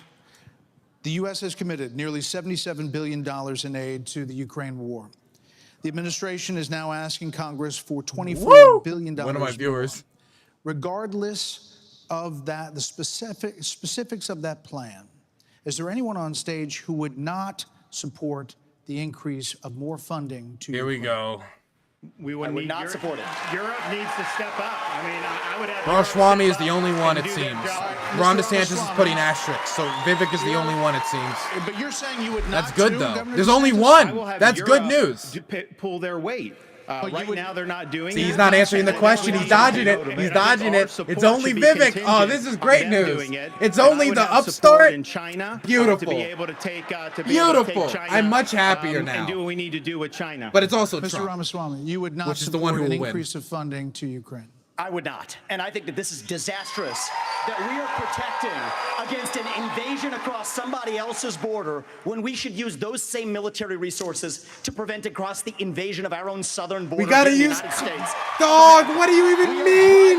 Russia further into We're gonna use cluster munitions on border crossings. What the fuck is wrong with you? And I find it offensive that we have Offensive. professional I find it politicians on the offensive. stage that will make a pilgrimage I find it to offensive. Kyiv, to their Pope, Zelensky, without doing the same thing for people in Maui or the south To their side of Pope Chicago or Zelensky. Kensington. Oh, the crowd didn't That we have react to well put to the interests that. of Americans Crowd took that a first. little differently. Secure Like, our own oh. border instead of somebody else's. He was referring. And the reality is, this is also how we project strength by making America strong at home. What a We heard the name. wow! The crowd didn't like it. Look, I did go to Ukraine. I'm and happy I went to hear to that. Ukraine because I wanted to see for myself what Vladimir Putin's army was doing to the free Ukrainian people. And let me tell you, I want you all to look around this arena tonight and imagine that every one of these seats was filled. And if every one of them was filled, there would still be 2,500 more children outside to make over 20,000 who have been abducted, stolen, ripped from their mothers and fathers, and brought back to Russia to be programmed to fight their own families. They have gouged out people's eyes, cut off their ears, and shot people in the back of the head, men, and then gone into those homes and raped the daughters and the wives who were left as widows and orphans. This is the Vladimir Putin. This is the Vladimir Putin who Donald Trump called brilliant and a genius. If we don't stand up against this type of autocratic killing in the world, we will be next. They are. Oh God, it's going so downhill. You're gonna bring us in a nuclear war. If you bring attention to the bombs, nuclear war. Solve the problems here in the United States and be the leader of the free world has a pretty small view of the greatest nation on earth. That is incorrect. We can do both, Vivek. We've done both. We've been the leader of the free world and the arsenal of democracy for years. The Reagan Doctrine years ago made it clear. We said, if you're willing to fight the communists on your soil, we'll give you the means to fight them there so our troops don't have to fight them. Vivek, if we do the giveaway that you want to give to Putin to give him his land, it's not going to be too long before he rolls across a NATO border, and frankly, our men and women of our armed forces are going to have to go and fight him. I want to let the Ukrainians fight and drive Putin and the Russians back out into Russia. I want to just So our briefly troops address aren't gonna Pence. have to make that Vice fight. President Pence. I have a newsflash. The USSR does not exist anymore. It fell back in 1990. Did I say the real USSR? threat? You talked about the communists, and the real communists that we have to address Do you right not now have any is the idea what Vladimir Putin's aims you are? already spoke. Now I actually have something to say. Vladimir Putin has been saying he wants to reestablish the old Soviet sphere of your point, influence. Vice He has. Now, It's you not can- wrong. I'm Sorry if I insulted How him is by Mike calling Pence him a right? communist. He is a dictator and a murderer, and the United States of America needs to stand against Oh my God! Mr. Ramaswamy, 30 I am seconds. so surprised how this The is real going. threat He's we getting face today clobbered. is communist China. And we are driving Russia further into China's arms. The Russia-China military There's no alliance Sino-Soviet is the single split to greatest threat we face. exploit. Nobody in either political party is talking about it. And I am the only non-neocon on this stage who will keep us out of war. Mr. Vice President, we can't hear. Mr. Vice Is President. to give Russia Mr. Vice everything President. they've got. Mr. Vice President. Give them a promise that Ukraine will never be in NATO, and then somehow Mr. Vice President. China will not think about taking Taiwan. We achieve peace through strength. Mr. Vice and America President. needs to stand for freedom. Okay, here we go. I think we need to establish some ground rules When here, we folks. hear this bell, Yes. that means your time's done. You're done. So, Mr. Vice President, we appreciate your aggressiveness here. Dude, I'm so happy he got dragged on this. I'm so happy. You were mentioned. You get 30 seconds. So the reality is that He already today- responded. today, Ukraine is not a priority for the United States of America. And I think that the same people who took us into the Iraq War, the same people who took us into the Vietnam War, you cannot end it. You cannot start another no-win war. We're not even putting troops on the ground. We didn't sitting on start the military wars. They resources started the abroad when war. we could be better using them here at home to protect our own borders, protect the homeland. All right. That will be my top priority in foreign I policy. think we gave you protect more this than the 30 homeland. seconds in the rebut. So I do want to get to some other people. Man, he because got everybody, clobbered. we I'm actually, respect wow, everybody's I'm time really here. So, surprised by that. Governor Haley. He had no you respect. He did got not raise your clobbered, hand, and the meaning that crowd you really would didn't support buy it. More funding for Didn't the buy it Ukraine much. war. You have said of Governor DeSantis that I'm surprised. you didn't appreciate it when he initially called it a territorial dispute. Why? First of all, the American president needs to have moral clarity. They need to know the difference between right and wrong. They need to know the difference between good and evil. Right.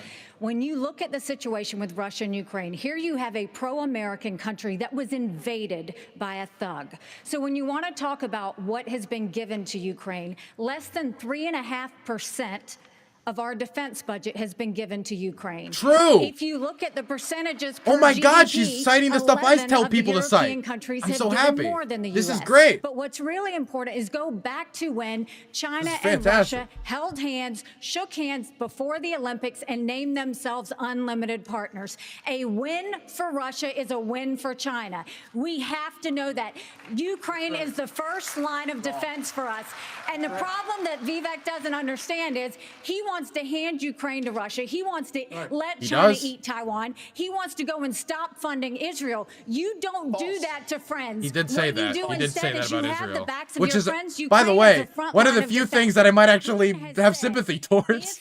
Once Russia But that's one of the takes things he Ukraine, gets the most Poland heat and for. The Baltics are next. That's a world war. We're trying to prevent war. Look at what Putin did today. I He am killed full of Prigozhin. joy. When He I did. was at the UN, the Russian ambassador suddenly died. This guy is a murderer, and you are choosing a murderer over a pro-American country. Yes, the cheering. The cheering. First of all, Mr. Ramaswamy, you have 30 seconds. Mr. DeSantis, Governor Nikki, DeSantis, I wish you well in your future career on the boards of Lockheed and Raytheon. You know, I'm not on but the fact boards of the matter, Lockheed and Raytheon, and you know, Boeing you came off of it, but you've been pushing this lie.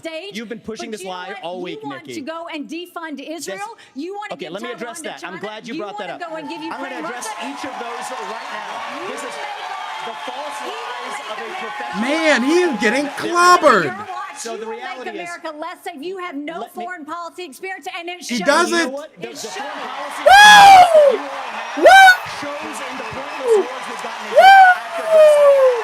So our relationship Woo! with Israel Get fucked. Get fucked, you know it all. my first term. But it's not a client relationship. It is a friendship. And you know what friends do? Friends help each other stand on their own 2 feet. So I will lead Abraham Accords 2.0. I will partner with Israel to make sure Iran with never no is nuclear experience, armed. zero But you know what I experience. love about Israel? And I've been there probably in the last 10 years more than most people on this stage. You know what I love about them? I love their border policies. I love their tough on crime policies. He had to I love pivot that off they have of a national Ukraine. identity He was getting and an clobbered home so to hard protect on their Ukraine. He homeland. had to And so, yes, pivot I out. learn from the friends that we're supporting. Beautiful. And what puzzles me Oh my, I'm so happy how this went, man. This is great. I mean, on Ukraine at least. Everything else is terrible. America needs Israel. Okay. Even much of their logic I don't like, but at least it's Vivek's getting You smashed. mentioned the territorial dispute. Not only No, it's not a territorial as dispute President either. of the United States, your first obligation is to defend our country and its people. And that means you're sending all this money, but you're not doing what we need to do to secure our own border. We have tens of thousands of people. We can do Abrams tanks aren't going to secure the border. Cluster munitions aren't going to secure the National border. emergency. I'm not going to send troops to Ukraine, but I am going to send them to our southern border. When Neither these is drug Biden. pushers are Neither bringing is Biden gonna fentanyl send troops to across Ukraine. the What- border, whatever. That's going to be the last thing they do. We're going to use force, and we're going to leave them stone cold dead. we're actually going to move on to China. We're going to talk about China. Okay, they're going to move on to China, but I just want to say quickly, that section was much better than I thought. Vivek got slammed, and Ron DeSantis stayed in the background, not saying much, and what he did say was quite milquetoast than what I expected. Still, Trump is the main person who'll probably win, but this does show that the Republican Party, I think the leadership and the people who are actually elected into it, they're still vaguely in support of Ukraine. haven't been talking about it, and we act like that letting Russia win in the Ukraine is like a gimme as opposed to a gift to China. Russia has become China's gas station. But how would we do it? The Biden administration is a complete fail. China imports 10 million barrels of oil. They're a complete fail. Any other country in the world. They do not even have all the food they need to feed everybody in that country. So they don't have energy security or food security. But the Biden administration sends Blinken, Yellen over there. They're over there. They don't even bring up energy because they're too busy trying to kill the U.S. energy here. I What we need to do I is can't not hear him. meetings, I not can't press hear him. I don't releases, understand because him. something that would send a lot more than a press release is actually Harpoon missiles. We need anti-ship missiles on Taiwan. The way that you have a war never start, which is the goal, the way you have peace through strength, is that you actually have strength. You actually have deterrence. And what we have in what we've got going on in Ukraine is an example of when deterrence fail. What is an example there of Biden's disastrous withdrawal from Afghanistan, the fact that he green-lighted Putin moving into Ukraine, and then now they see weakness, and when they see weakness, they make a move. And we have to be strong, and we have to be strong both in Ukraine, and we can solve the southern border. Absolutely, we can do that, because guess The question should be, should we have withdrawn from Afghanistan? That should be the follow-up question you ask this guy. staff, because the Biden administration doesn't enforce law enforcement. But Biden administration wanted to put 87,000 people in the IRS as opposed to giving the money and the support we need to our own border patrol. Okay. The IRS needs to be funded if we're going to have a good balanced budget any day. A well-funded IRS is important. Agents and hire or double the number of Border Patrol agents. I just left Yuma, Arizona about 2 weeks ago.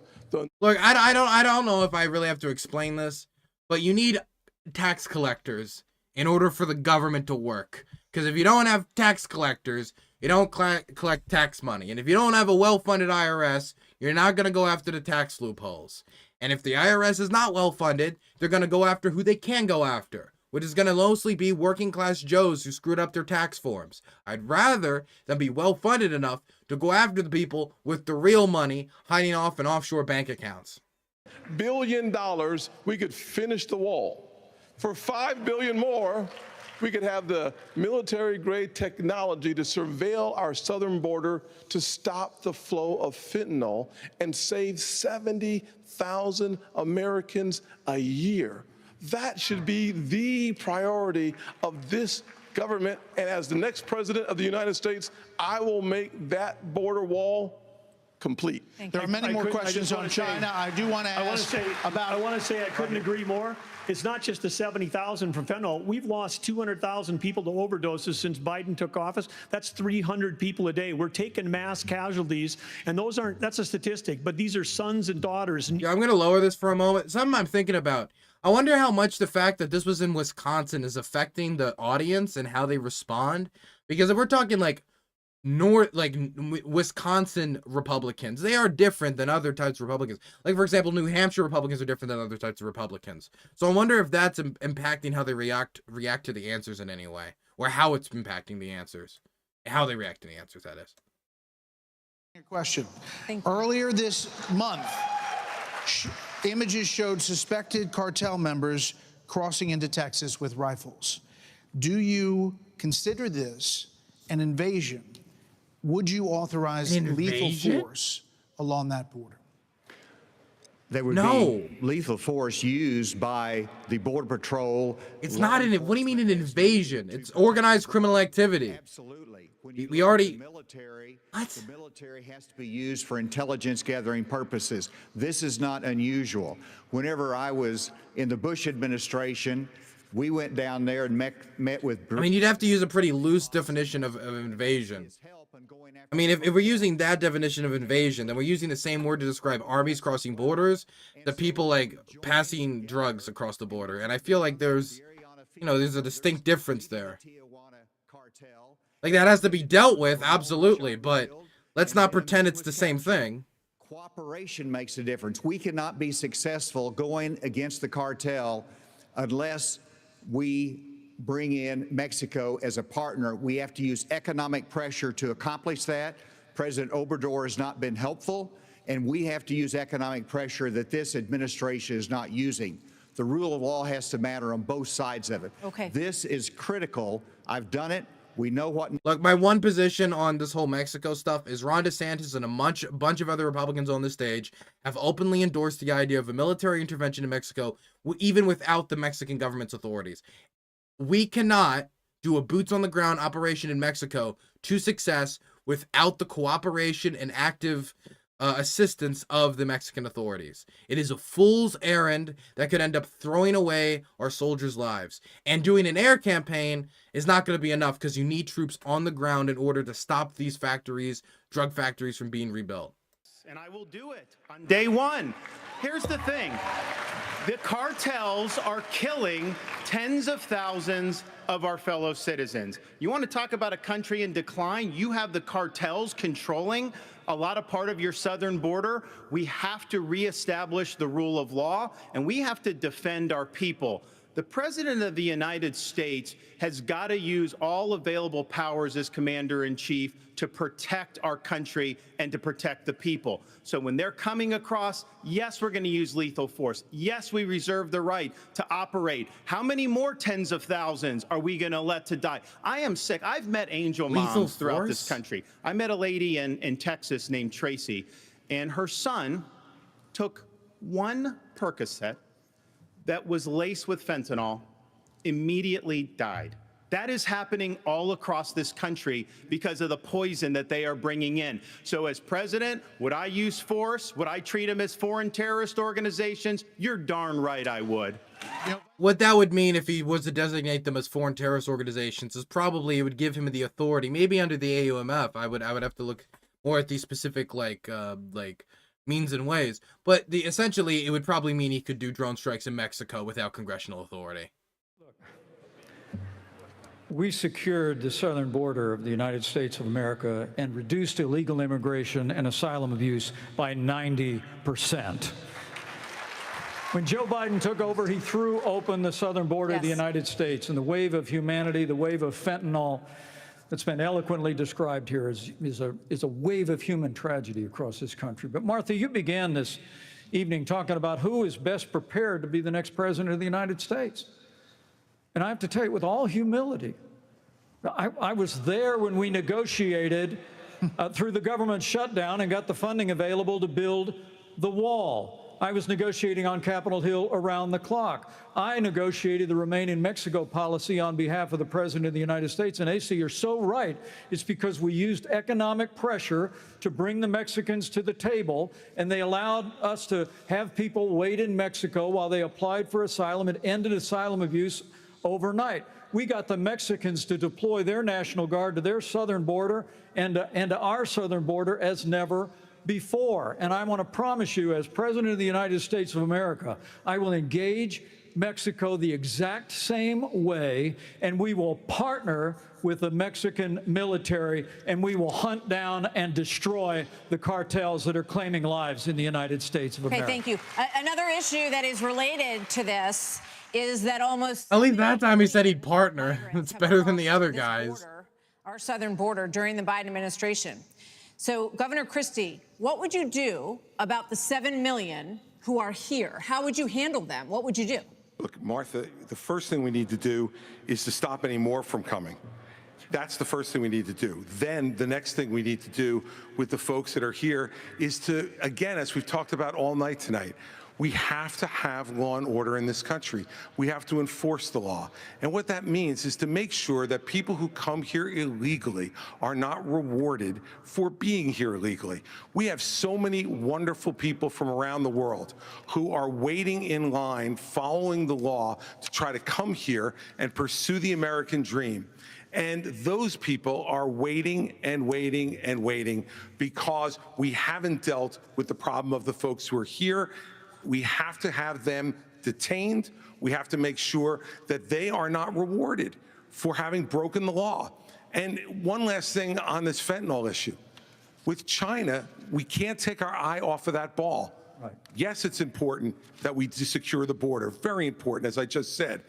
But China is sending these chemicals to these drug cartels for them to create the fentanyl that is killing hundreds of thousands of our citizens. The Chinese are engaging in an act of war against us, killing our citizens. We better make that priority one in our conversations with China and to try to straighten that relationship There's no out. need Because for this if we don't, hyperbole. we're going to lose more and more of our citizens. I just want to clarify, would you send those people back? Of course. You'd have to. We have a lot of issues that Americans care about. Next up, we're going to talk about the crisis in education as millions of American children we got to talk about a few proficient things. in reading. I got to show you guys a few things that I found off screen, okay? Because I'm looking off screen at a bunch of stuff and how people are reacting to the debate. First thing I want to show you guys, okay? First thing I gotta show you guys before anything else. Let's go to the main screen, and then let's change this window to this right here. Look at this. This is from Vivek Ramaswamy. As Vivek Ramaswamy called climate change a hoax, our independent dial participants' attitude dropped across the board, particularly among women. Let us be honest as Republicans. I'm the only person on the stage who isn't bought and paid for, so I can say this. The climate change agenda is a hoax. The climate change agenda is a hoax. And we have to declare... Ooh, look at that dip, dip, dip, dip, dip, dip, dip. Dip, dip, dip, dip, dip, dip, dip, dip, dip, dip, dip. On our economy. And so the reality is, ooh, that's going down. Down. than they are of actual climate change. Let us be honest as Republicans. Man, that'd be great if that ended up being an albatross around their necks. Also, Joe Biden tweeted this out. You have Ron DeSantis, you've got Tim Scott, you've got Mike Pence. They all voted to raise the debt, and Donald Trump added $8 trillion to our debt. And our kids are never going to forgive us for They're having a blast tonight. This is great, man. Look, let me be clear.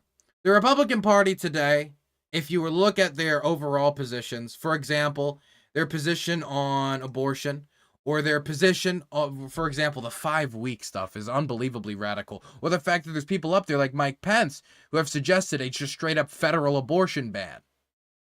Or you listen to how much they want to undo Biden's progress on the economy. That has seen a 9% growth in the S&P. That has seen a 3.5 to 5% growth in the GDP. And that's after COVID, which has seen 3.4 million jobs on top of the 10 million jobs recovered from COVID. Lowest unemployment rate in recent history. We got so many different achievements that they're trying to undo. Not because, you know, I even think a lot of this is because of a genuine ideological disagreement. I don't understand how somebody can look at a 9% increase in the S&P and a 3.5 to 5% increase in the GDP and all those jobs being added and ideologically disagree with that. It just, Bidenomics has the word Biden in it. And it's an economic success that the Republicans can't claim. So they have to downplay it. King US MCO, thank you so much for the 7 months. I appreciate it. How do the Eskimos get the ice in my fridge? Through a tireless and deadly process that we all should thank them for. Every weekend where we get the boys together with the red Solo cups. I'm not saying that the Biden economy is perfect. Inflation, while it's now getting under control and wage growth is outpacing inflation now for the first time in a bit since COVID, we also need to remember the economic context was when the Biden administration comes within. They had to increase spending in order to get us out of that recession, and so we can see the type of job growth that we saw with the Inflation Reduction Act and with infrastructure investments. And now we're seeing it balance out in time, not only in time for the elections, but by the end of his term. I'm not saying that there's no problems with the Biden economy, but the job growth is better than under Trump. The GDP growth is good. The S&P growth is good. I don't know why we would switch back to the guy who so poorly handled COVID and didn't even have a plan when he handed the administration over to Joe Biden. It's still a stage full of radicals. Even if Vivek was the one who was able to thankfully make a fool of himself on Ukraine. But Ron DeSantis started, riding that fine line in there, and he didn't get any pushback, and that still concerns me. Okay, we're back into the debate. Let's watch. Deep declines for reading and math for 15-year-olds and 13-year-olds. Governor DeSantis, you would eliminate, you said, the Department of Education. But as president, would you still have a responsibility to fix this crisis as we see it? Absolutely. The decline in education is one of the major reasons why our country is in decline. We need education in this country, not indoctrination in this country. And in Florida, says the dude who just approved PragerU for use in Florida schools. Come on. COVID, and a lot of the problems that we've seen are because these lockdown states lock their kids out of school for a year and a half. That was wrong. We stood up. I took a lot of fire for that. I was pilloried by the media, but I stood for our kids. And as president, I'll stand for you and your kids as well. But we have to make sure that what our schools are doing is focusing on solid academics. In Florida, we eliminated critical race theory from our K-12 schools. We eliminated gender ideology. Okay, they're gonna go through the whole like gender woke, whatever. Let me just quickly say, it's hard for me to imagine somebody in the same breath, but we just watched it happen, say that they want to abolish our Department of Education, the federal department which the federal government uses to try to address education, while also saying that the federal government has a responsibility to help with the education crisis in the country. How are you going to help with the education crisis in the country if your solution isn't just pass it back down to the states from a federal level, if you want to remove the state organ which the government can use to deal with this issue? Okay, let's get back. Exist. That's correct. So to the education question, how would you deal with the crisis? So look, we have a crisis of achievement. Let's shut down the head of the snake, the Department of Education. Take that $80 billion, put it in the hands of parents across this country. This is the civil rights issue of our time. Allow any parent to choose where they send their kids to school. End the teachers' unions at the local level to allow public schools to compete. And then revive our national identity where every high school senior should have to pass the same civics test that, frankly, every immigrant, including my mother, had to pass in order to become a citizen of this country. And the fact of the matter is, look, there's a part of education policy that also rests with the family. I didn't grow up. That's his policy on, like, they have to pass basically a poll test in order to be able to vote. My only question is, why does that not apply across the board to everyone? And why just young people? Wouldn't it make more sense for it to apply to everyone unless the purpose was not just to suppress the youth vote? In the house than to have a man in the house contributing to an epidemic of fatherlessness. And I think that goes hand in glove with the education crisis as well, because we have to remember education starts with the family, and the nuclear family is the greatest form of governance known to mankind. That line is always going to do well in this environment, no matter who says it. Governor Haley has said that biological boys playing in girls' sports is the women's issue of our time. You said that even though you signed a ban on this in North Dakota, that there hadn't been one instance where it was actually needed. Are you saying that you think that too much is made of this issue? No, I'm saying in North Dakota, we made a priority of protecting women's sports, and we've done that in our state. But I would absolutely do that. But I do think when we start talking about education and we think that we're going to have a federal government one-size-fits-all, we're just completely losing track of the fact that education differs by states. Some school districts are doing a fantastic job, some less so. But the idea that every school district in the state and every teacher is somehow indoctrinating people is just false. You know, when I was building a company from scratch, you know, with small town kids, and we went, you know, grew up in a town of 300, but we built a global company in 132 countries with over 100,000 customers. We listened to those customers. We spent time with them. We talked to them. We did that. And as governor, well, education is one of the biggest part of a state budget. So as a governor, I shadow a student. I don't, the night before I find out the student finds out, I'm going to go to every class with them. I don't sit and lecture school districts how to do it. I go and see the experience. And there's a lot of things that have to change. But what needs to change in education is it's innovation. We're doing it the same way we did it 50 years ago with innovation, not regulation. I would get rid of the Department of Education. I would give block grants to schools, but I'd give them on merit based on who's doing the most innovative. I just got done holding the 7th annual Governor's Conference on Innovation Education. You should see what the people are doing when you cut loose the red tape, get the burden off their back. They care. Teachers in this country, the vast majority of them care about those kids. They're working in low-paying jobs, and they're fighting for those kids and their families. Governor Haley, you said that this is the women's issue of our time. first, I'll tell you, as you know, as a parent, the one thing you want is for your child to have a better life than you did. And we can talk about all of these things, and there's a lot. Dog, there's a decent chance that the war in Ukraine is gonna get an equivalent amount of time to trans women competing in women's sports as the women's issue of her time. Doesn't have to do with contraceptive access, family planning, union jobs, labor issues, maternity leave, which is a massive issue that both Donald Trump and Hillary Clinton promised to get through. Trump failed to do so. And no, it's women's participation in sports. It's trans women's participation in sports. We allow that innovation. That's when it'll get back. And yes, I will always say. All the polling seems to indicate that independents and just don't care about the trans issues. And I mean that across the board.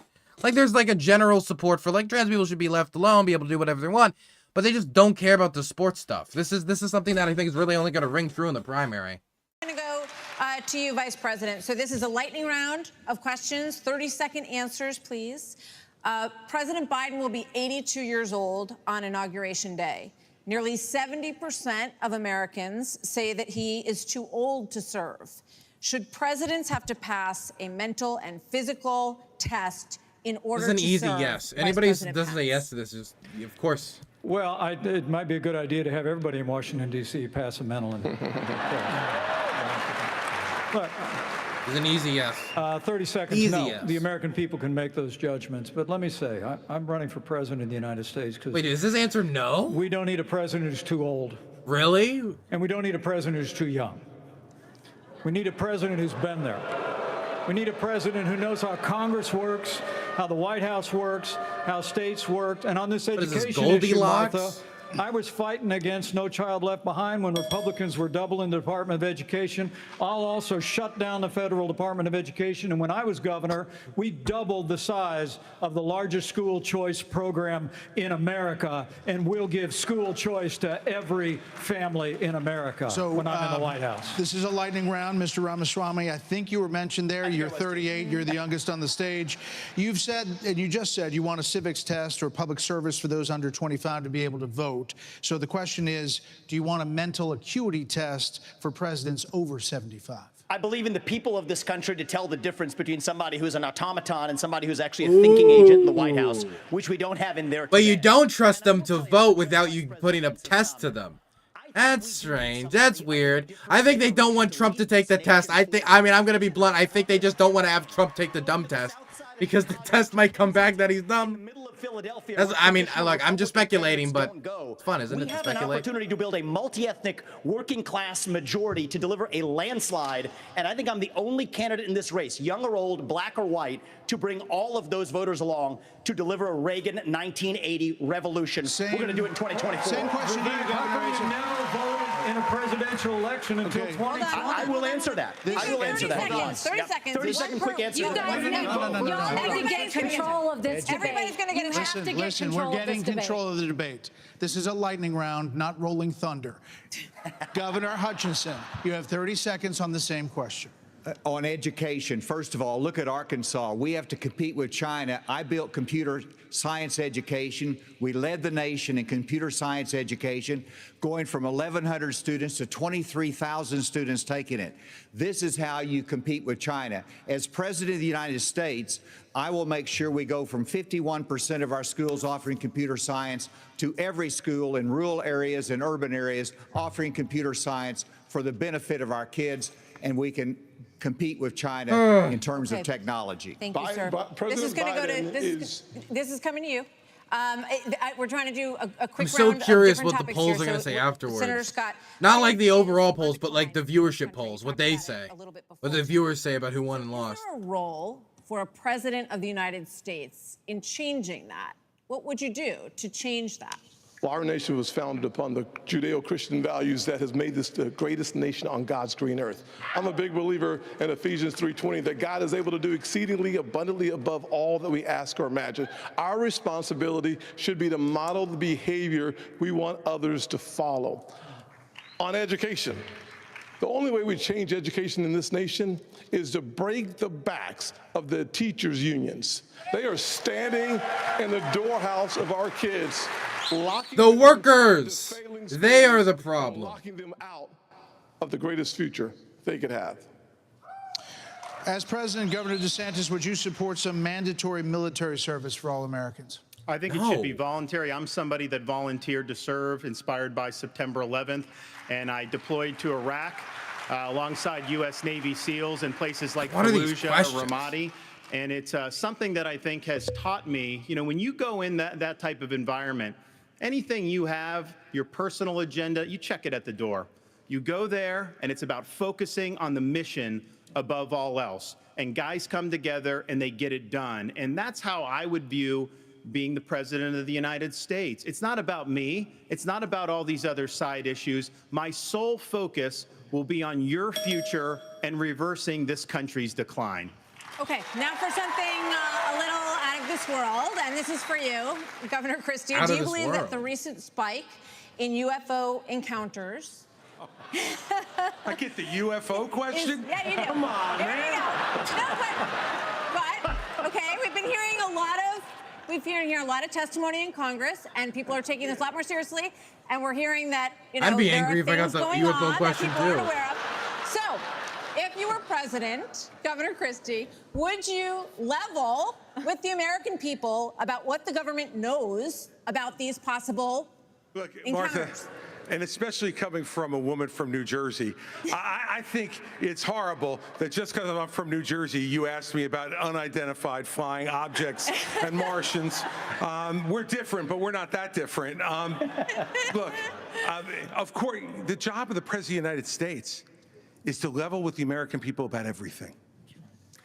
The job of the President of the United States is to stand for truth.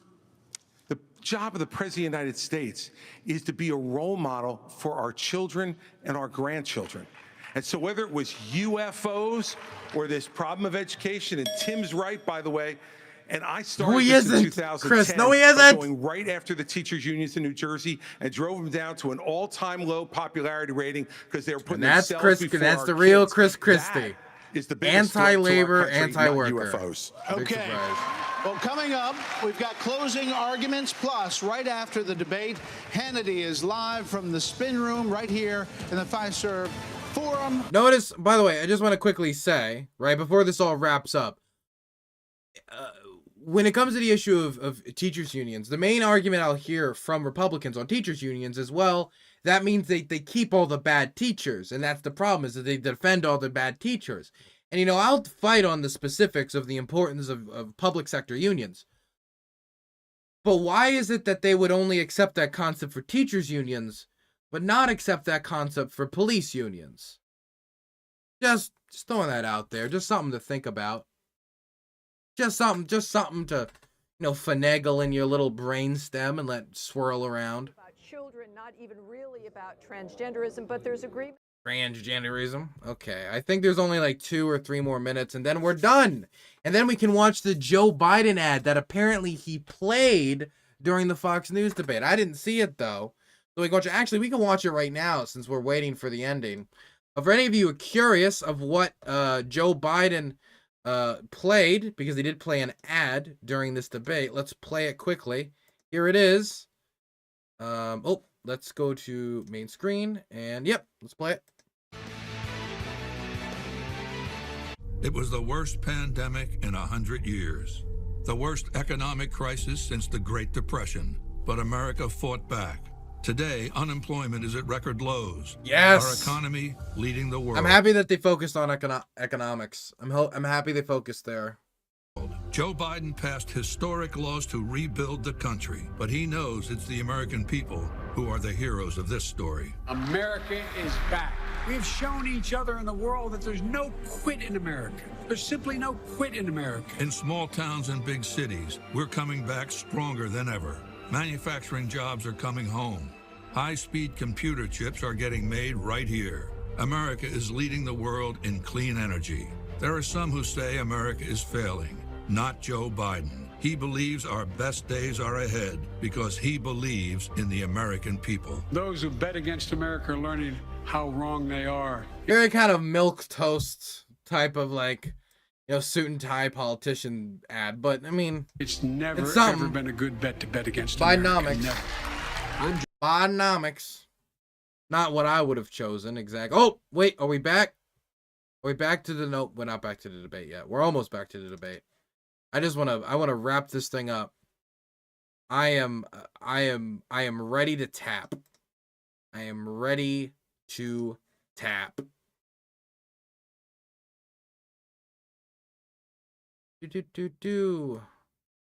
I'm ready to see this thing end. I've been debated to a post show on Kick with some conservatives and liberals. I don't know if I'm gonna do it. It's like 6 a.m. where I'm at, and I'm really, really tired. Not to mention that debate was exhausting, man. That was an exhausting debate.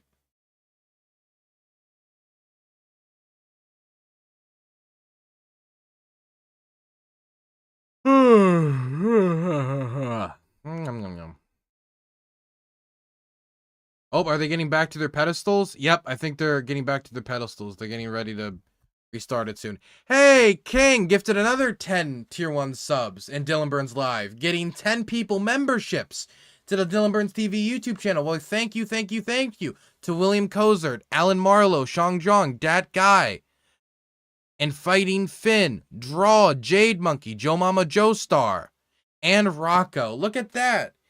King USMCO. Thank you so much. I really appreciate that, buddy. That's like 20 gifted tier 1 subs today.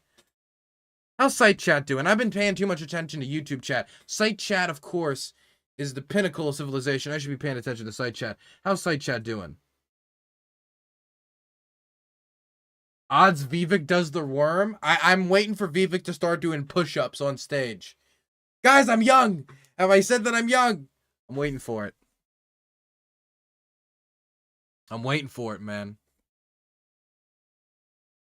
Come on. Let's wrap up this debate. Just let them do their finishing little, like, my name is so-and-so, and I love America because America good, 9/11 bad, Democrats, stupid, Satanism, fuck you.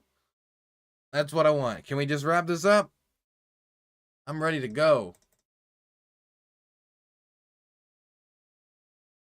Oh, here we go. In Simi Valley, California. We'll see you there next month when our colleagues at Fox Business host the next 2024 showdown. Fox Business is partnering with Univision, the Reagan God, Foundation, there's going to be another one of these. Rumble to bring you the second Republican presidential debate. There's going to be on another September one. 27th. It looks pretty nice there. 20 years ago, 70% of American adults said they were extremely proud to be an American. That number has now plummeted to just 39%. In his pitch to get to the Oval Office, President Reagan called America the shining city on a hill, a beacon of hope and optimism. So in your closing statement tonight, please tell American voters why you are the person who can inspire this nation to a better day. The nation. These are 45 seconds, and we begin with Governor Burgum. The real issues. I understand why America's hurting. Biden's inflation is choking us. I grew up in a small town. My dad died when I was a freshman in high school. My mom, widow of 3, went back to work.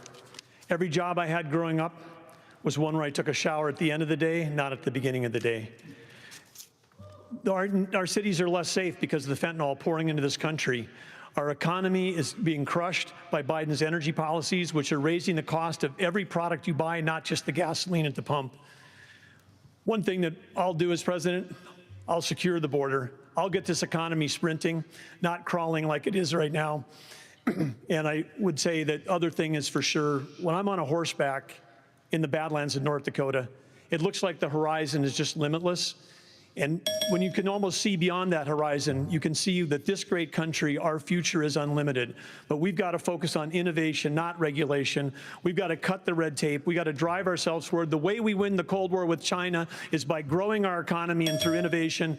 And as president, I will bring out the best of America. I will improve every American life. Governor Hutchinson. You're back on your Every American life. Governor Hutchinson. Our nation is in trouble. And it's in trouble because of failed leadership. And the solution is not 4 more years of Joseph Biden. The solution now, maybe it's just because Dale Gribble's voice actor just died, but that's all I can think of. The solution is new leadership that can bring bold ideas to America and to bring out the best of America. A president's #1 responsibility is to bring out the best of our people. That's what Ronald Reagan did. And he did it with optimism and hope for our country, with a consistent conservatism. That's exactly what I bring. As president, I'll bring out the best of America in terms of individual responsibility, building our economy, in terms of securing our border, enforcing the rule of law. I'll bring out the best of America in terms of our national character, our faith, and our hope for the future. Join in this fight, asa2024.com. Thank you. Senator Scott. Thank you. I was a disillusioned young man growing up in a single-parent household mired in poverty. I wondered if the American dream was real for a kid like me. I can stand before you today and say the dream is alive, it is well, and it is healthy. I had the good fortune of a mom who worked 16-hour days, making sure we have food on our tables. She taught me that if you're able-bodied in America, you work. If you take out a loan, you pay it back. If you commit a violent crime, you go to jail. And if God made you a man, you play sports against men.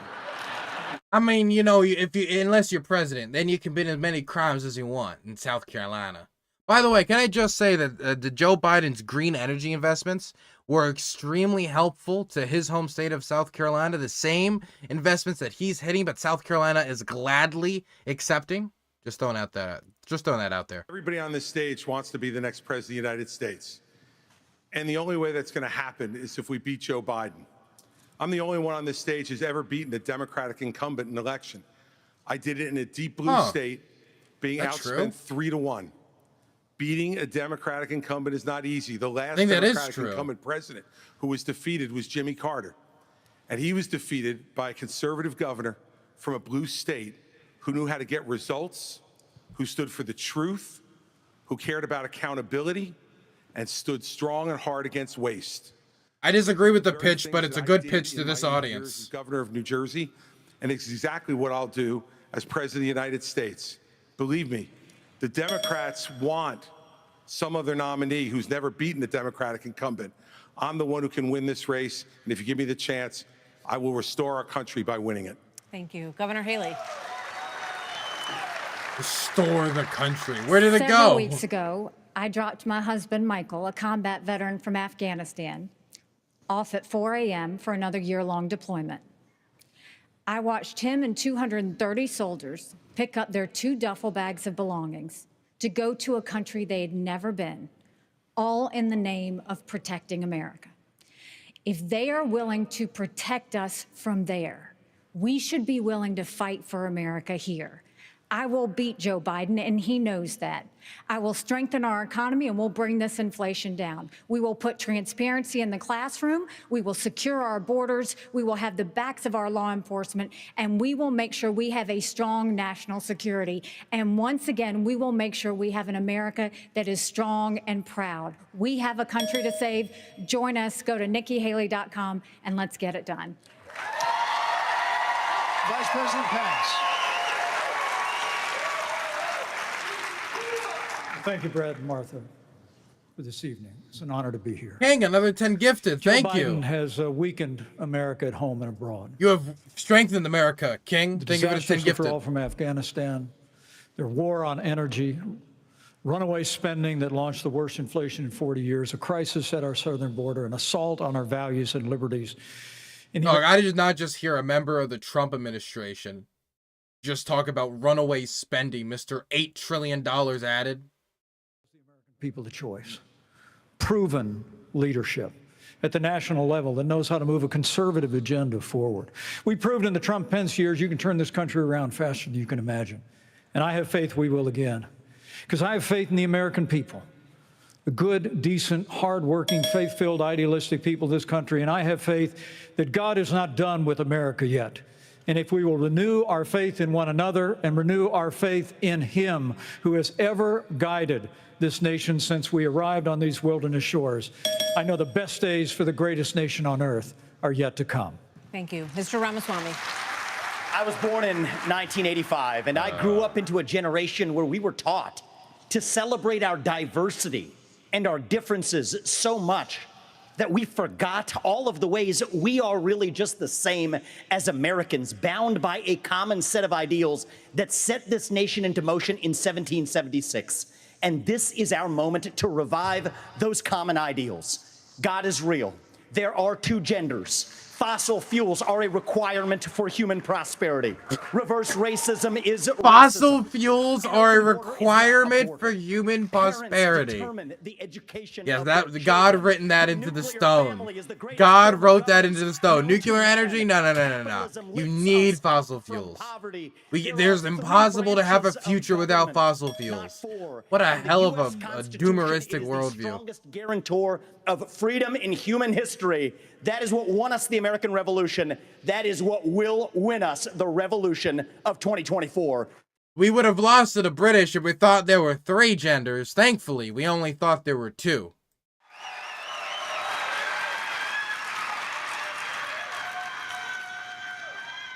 Governor? This is our time for choosing. Who was that? We will send Joe Biden back to his basement, and we will reverse the decline of this country. I'm a blue-collar kid. I work minimum wage jobs to be able to make ends meet. I understand the importance of the American dream, and I know how that's slipped away from so many millions of Americans. We'll restore it.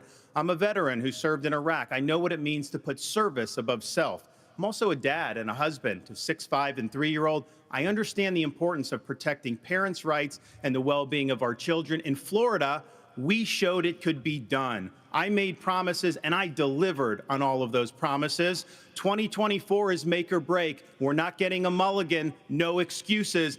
I will get the job done, and as your president, I will not let you down. God bless you all. Well, we want to say thank you. Thank you to all the candidates on the stage. And with that, tonight. he did not attack Trump a single time. The main frontrunner during the entire debate. Man, Ron DeSantis, I think, underperformed. Vivek Ramaswamy, in my opinion, severely underperformed.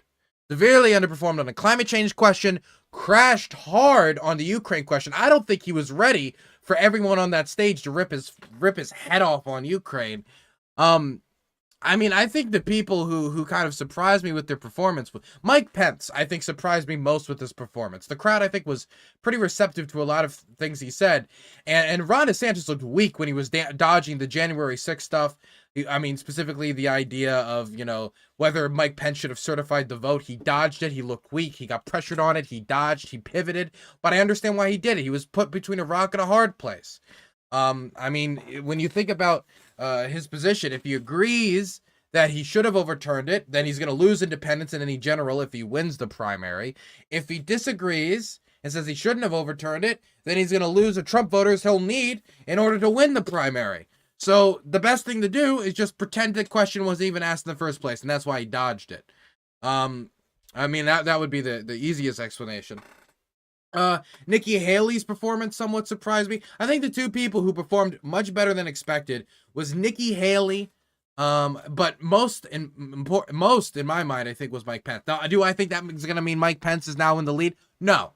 I think this is probably going to have a relatively small impact on any polling. I think, if anything, this just generally gauges the general tempo in the Republican Party. I think that's the main thing that this gauges. And generally, this debate was very concerning for their front. A tiny bit less concerning when it comes to Ukraine. But remember, the person who's most likely going to be the Republican nominee for the party wasn't even on the stage tonight. So on that issue, even that issue, if you listen to Trump and how he's very willing to give up territory, it's still an issue that they're not great on. Anyway, yep, that's all I really have to say. I'm going to go into this backstage thing, and I'm going to do a little bit of post-debate talking. I think that would make most sense. Danabelle, thank you so much for allowing me to use your thing. I appreciate it. Thank you, Danabelle. I think he's busy, but I'm going to thank him. Thank you, Danabelle. Yeah, I'm out.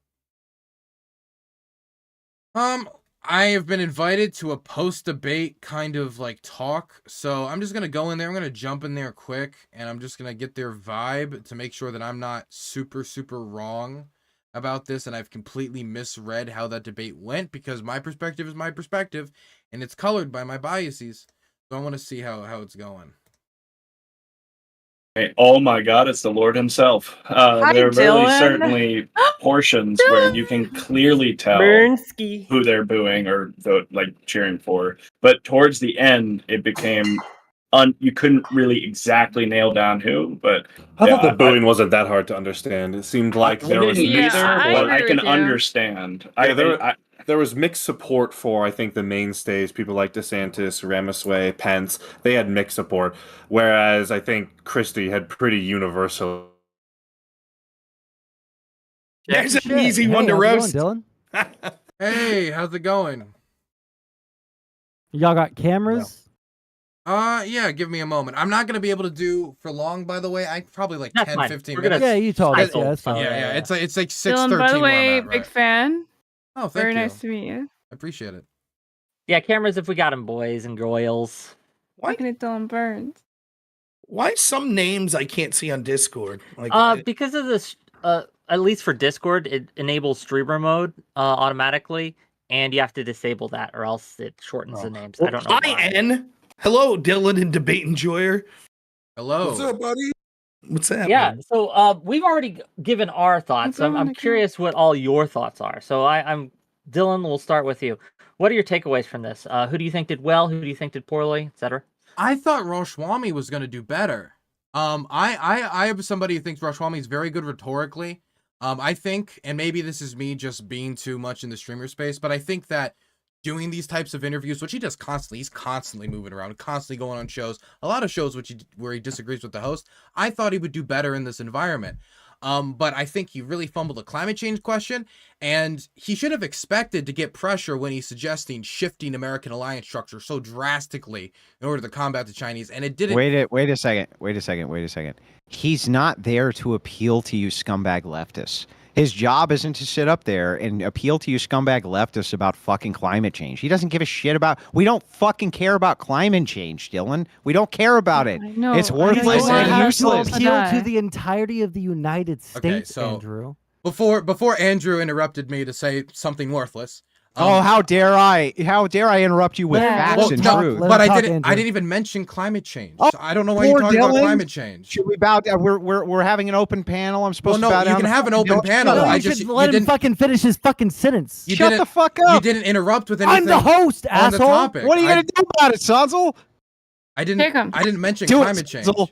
Do it. My problem is that you would think that he knew that he was on a stage with Mike Pence, he was on a stage with Nikki Haley, former UN ambassador, people with a lot of experience on the stage when it comes to foreign policy, and it feels like he wasn't able to respond to their attacks. He wasn't able to respond to the pressure that he was given. You want to know why he wasn't able to respond? Go ahead and say something, Dylan. I think he wasn't able to respond because he wasn't able to respond, really? Because they were shouting like Do you lunatics. want him to be able to respond, or do you want to just No, that's his point, Nina. You Listen, missed the whole that's his point, Nina. His point is to say that he was filibustered and interrupted every 15 seconds while he was trying to make his points. Well, the other people, he would make his point, other people would jump on him, then he would have a time to respond to one, maybe two, then more people would jump on him. His point was unpopular, so people jumped on him. He should have known that going into this debate, and he got clobbered on it. And I don't think it's just he got clobbered on it because he got jumped on. He got clobbered on it because he doesn't know what he's talking about when it comes to Ukraine. He's somebody that's clueless on the issue, and he got caught on it. Well, again, so that's because it's your take because you disagree. Well, no, because I know he's clueless on the issue. He's proven it time and time again. No, because you, just Have like you the ever heard him talk about neocons. it? Nina, please leave the people that know I'm what they're asking talking you. about. Have you? Yes, no, I'm I've heard- asking you. I've Do you know what you're debated- talking about? Yes, Have you ever Nina, heard me Nina, talking Nina, about it? yes, Nina. I Nina, wonder if go I've talked brush to your hair, Dylan Nina. Burns probably a dozen times. Nina, There go we brush your hair. go with the hot takes. We can just Oh my imagine. God, stop yelling. I'm not yelling. Calm we'll the just fuck talk to down. Nina then. We'll talk to Nina. Please, Nina, if you're not going to leave the men who Christ. actually know what they're talking about talk, let's You- hear your I know you don't, insights, but Nina. that's fine. Go Go ahead, ahead. Nina. What great insight do you have? Please tell us exactly I what can't was wait it to hear about the this. points of Ramaswamy that you thought that he was making incorrectly about Ukraine, Nina, but you did you thought even that watch Mike the Pence debate? was making the point. Go Hang on, ahead. Let her I wanna know answer what- the question. Let her answer the fucking question. You know how the get She show can't thing that answer. you're doing right now is such a Okay. great proof Did of the you fact that you actually watch the debate? motherfuckers have no idea what the fuck you're Did talking you about. watch the debate? Let her Now, answer shut up, the shut up, question, Wick. Andrew. Shut up, Wick. All of you, shut up. You know how I know Nina, about did you fucking watch the debate, Nina? Ukrainian shit? It's because I Did you fucking watch- watch Dylan Burns content. Did you watch I the debate? keep track with this type of shit. Did you watch the debate? You? Beautiful. Did you watch the debate? Where? I've been live streaming. Did you What do you actually watch it live? You want to go back on my live stream and just figure out asking how you, long? did you actually watch the Okay, debate? stop, because this is pointless. Nina, No, I it's am not curious, pointless to because ask I her want if you she to answer watched the Rob's debate. Yes, question. I did. Rob It was asked very the clear. It question. was a silly question. What Rob's asked the I question, answer. and I'm I did. curious I did the watch it. answer. Yes. No, Rob's question was, what about Vivek's points on Ukraine were incorrect, and I'm curious what you think. And Mike Pence and those were bodying him. That's what Dylan was saying you were agreeing with. So tell us the point that Pence made that was great and the point that Ramaswamy made. Go ahead. You watched the debate. You're very intelligent. You could articulate their positions and what was right and what was wrong. Go for it. Oh, you're asking me. Sorry, I realized that I had my thing on my desktop muted, so my chat has not been able to hear any of you guys. Okay, you want me to repeat one the second. question? No, just give me Repeat one. it, please. Just give me 1 second, and then I will. Exciting content. Well, while we're waiting for her to figure out our tech problems, what I was saying, Dylan, is just like you were starting to push back on Andrew about the climate change when Andrew was saying, but he's not there to appease There we you. go. It's the Okay, same we're with good. the We're good. Ukraine We're good. We're situation. good. But I'm you can wait sorry. until I finish my Go point, ahead, and then re-ask you your can answer the question. question. You can wait until. So, Dylan, I'm just trying to make the point. Like, you might disagree with what he was saying, but I don't think that means he was getting bodied. You seem to say like they threw these stumpers out at him that he was just like, That's not what happened. He was articulating what his position was, and they kept interrupting. You might think his answer wasn't good, but I don't think that perceptually it comes off as he got bodied because he didn't have an answer. He got bodied because a bunch of people in our uniparty system all cheer for this never-ending war in Ukraine because they want to enrich themselves and their allies off the blood of the Ukrainian people. I did ask Nina a question. I want to hear Nina a question. You guys are going to have a short time because we are. Nobody cares what you want, Wick. You should. It's our fucking show. Yeah, we're making you the content, fucker. Are you? Shut up. Yeah, You go know, ahead. it's really fun when people Hey, like put me in have line, conversations bro. related This is to your like, fucking talk show. about it. Nina, go ahead. What was the question? The question was, and I'll repeat this: what about Rob Swami's? Rob Swami, Vivek's. What about Vivek's statement on Ukraine was wrong, was bad, indicated that he didn't know what he was talking about, etc. Should be an easy. I can answer this. Let's hope. Sure. I mean, it seems like a very easy way to answer it. Like, obviously, the idea that he was going to say he would just do appeasement. Like, if anyone knows anything about appeasement, we know that shit don't work. Like, it's a very ridiculous point of view to have to do appeasement. Like, what possibly would stop? Okay, we're giving them like aspects of Ukraine. Like, we learned this shit for World War II. Like, What did we learn from World War II? Hitler What annexed did we the learn? fucking. Let me answer it. When they annexed the Sudetenlands, we gave them that. Like, we didn't do any we gave sort of them that. like, yes. I didn't know that. We did appeasement with that. That's actually one of the most historical aspects of appeasement, where we being America, I guess, and or like the general like whatever. I don't want to get into the weeds here. You don't like it. No, if you stop talking, I can actually finish what exactly I'm saying. Just here's what's going to happen. I'm almost done. Okay. We let Hitler annex the Sudetenland, and that was an appeasement. That was historically an appeasement that we did for them. And did that make him stop? No, of course it didn't. He kept fucking going in the exact same way that we did when it came to Putin. When we let them, that is what she's saying. She just followed with the same way as Putin, dumb fuck. So Do you know Putin's what a Hitler, comparison Nina? is, Andrew? Yes, and I'm drawing the comparison. Oh my So God. Putin Hitler? Yeah, okay, I'm just gonna keep talking over you because you literally have no idea what you're talking about, and you are pro-monarchy, so I don't think you really have a fucking ability to talk in this particular conversation. It's Putin Hitler? Yes, he's an authoritarian government, and to the same way that he loves genocide, and he wants to be an authoritarian. Sit there, Sansel. Where he wants to annex other property or other Putin's Hitler. Got it. Governments. Yes, A he wants to do comparison is that. Do you taking two disagree with different that? Things and saying, Jesus showing what fucking are Christ. similar. Okay, this is worthless. I'm just gonna say that right now. Thank you, King, for the 20 gifted tier 1 subs in YouTube chat. I really do appreciate it. I don't think I'm gonna stay here for long. I think I will stay here for 8 minutes. This is not productive at all. I thought it'd be a little bit quiet, but this is heated. But I do want to at least finish my original point. I never got to finish. I got jumped on pretty quick. Thank you for the 20 gifted subs. I really do appreciate it. Call me Tyler first and foremost. Please. I don't have a fan base. I don't give a shit, So really, Nice to meet you, Tyler. Hey, what's going on? My name is Oh. Andrew, by the way. Hey, Andrew, what's going on? I'm Nina. Hey, Nina. Shut up, Nina. Don't follow with good manners just because I Let started with Ignore good them. manners. Speak, please, for the love of Ignore them. God. Just let there I be will a start- conversation. Okay, I'm going to mute everyone but the talker if I have to. You I fucking appreciate mute me. decorum. We're gonna take our ball and go home, Wick.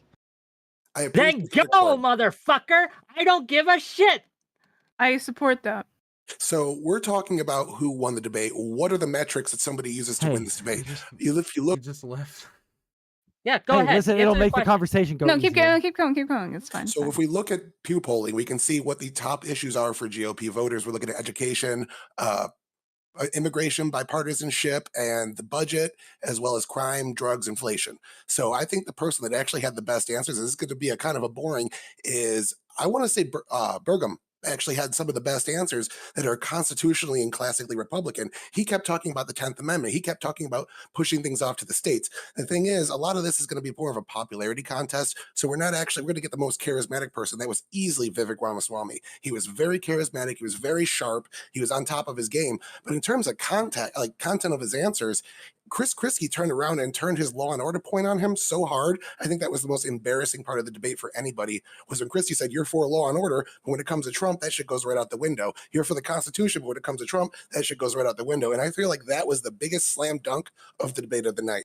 So I Burgum, think, was disagree. the- I disagree because there wasn't a chance to respond necessarily, but he would say, no, I don't think it's out the window because I don't believe that he broke the law. That's why I'm for the pardoning, because I think it was a two-tiered justice system that was corrupt. I do have to get He going didn't say soon. that. I do have to get going soon. Can I ask Dylan? Can I Go at ahead, least Dylan, yeah. respond to the point? I never got to finish before everything just Please, derailed. Dylan, Sorry, go Dylan. ahead. So Sorry. there's two sections that I would want to respond to as to why I don't think Vivek Ramaswamy doesn't know what he's talking about.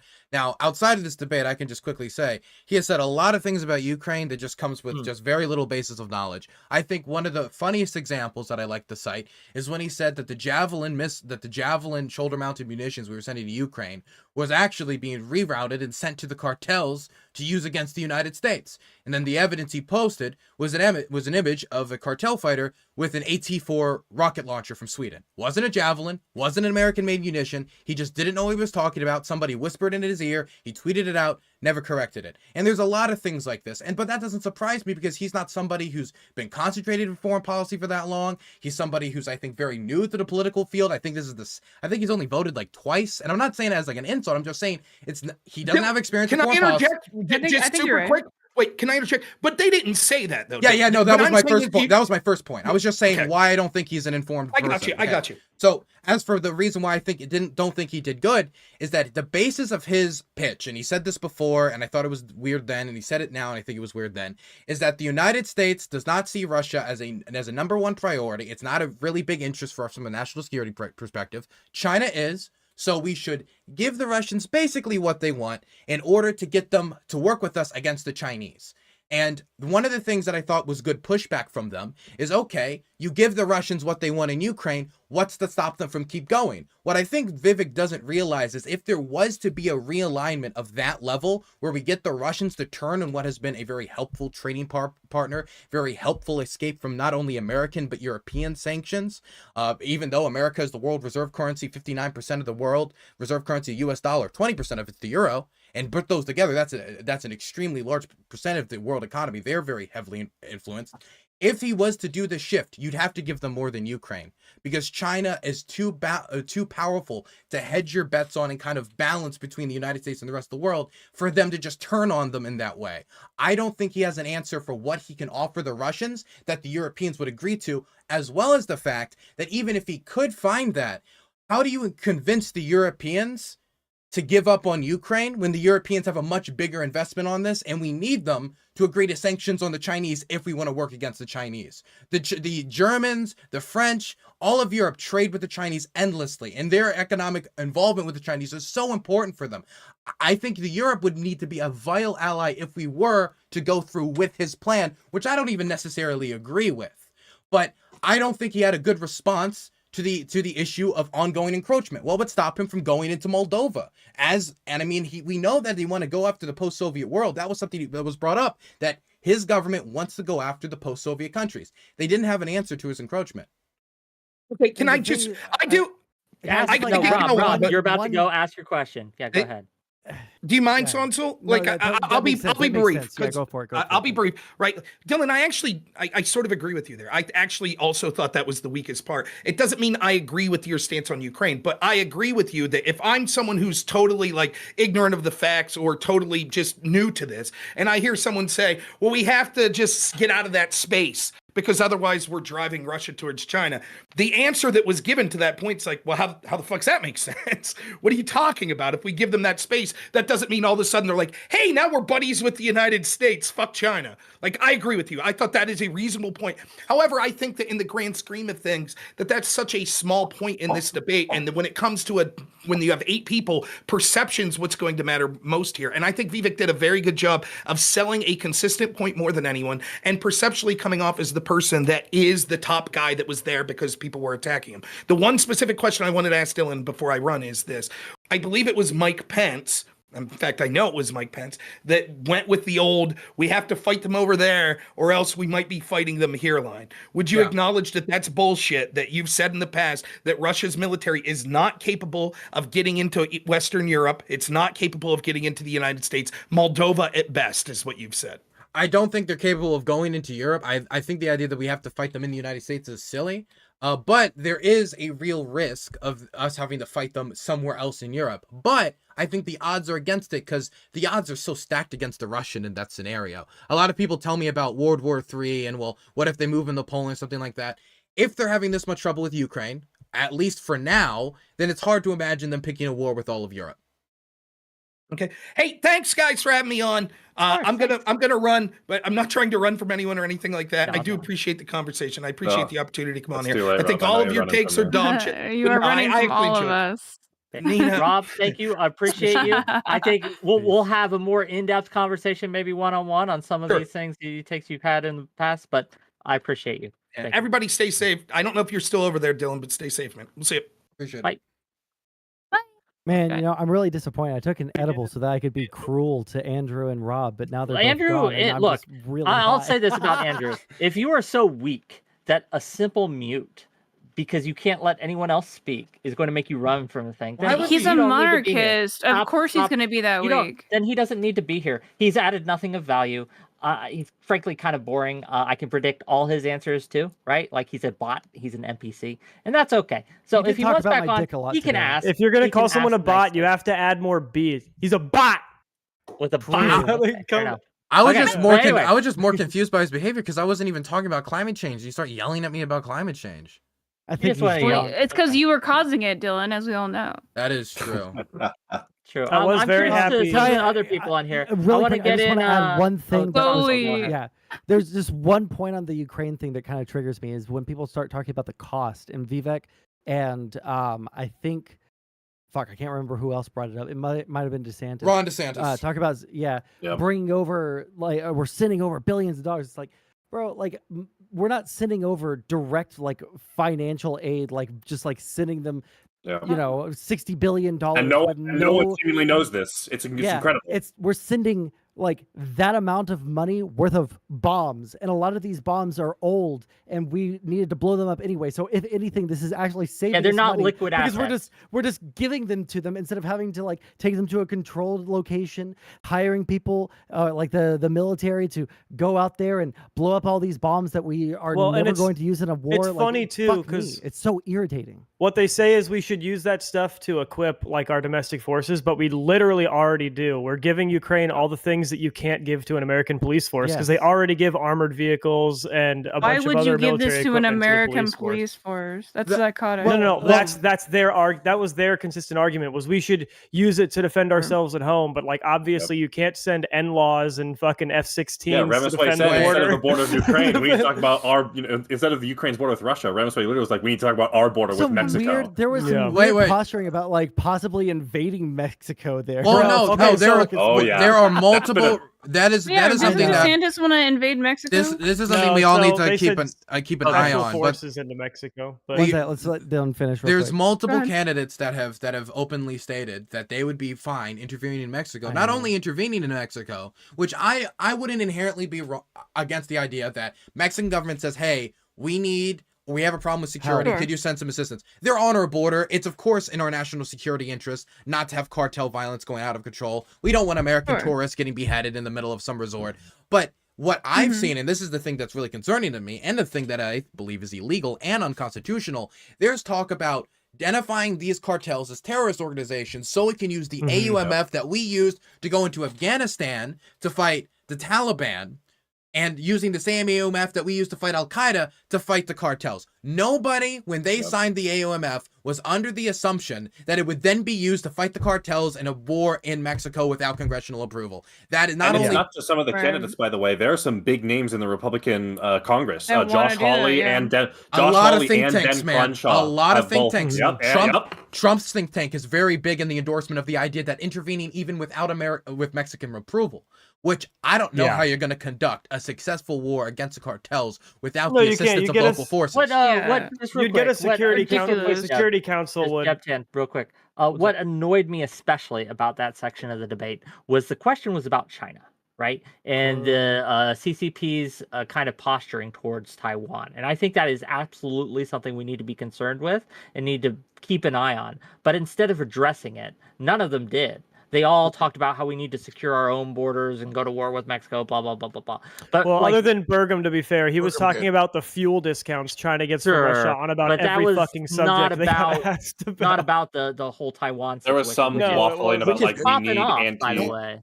There was some God. waffling in regards to we need anti-ship missiles to counter China, or we need to arm Taiwan more, but there wasn't really any details about how you counter China. Because the reality is that's a super nitty-gritty policy thing like no one in the voting base actually gives a fuck about. Listen, if anyone's interested, I transcribed the entire debate in like 6 pages on Microsoft Word, and so I kind of have it all written down in my shitty shorthand.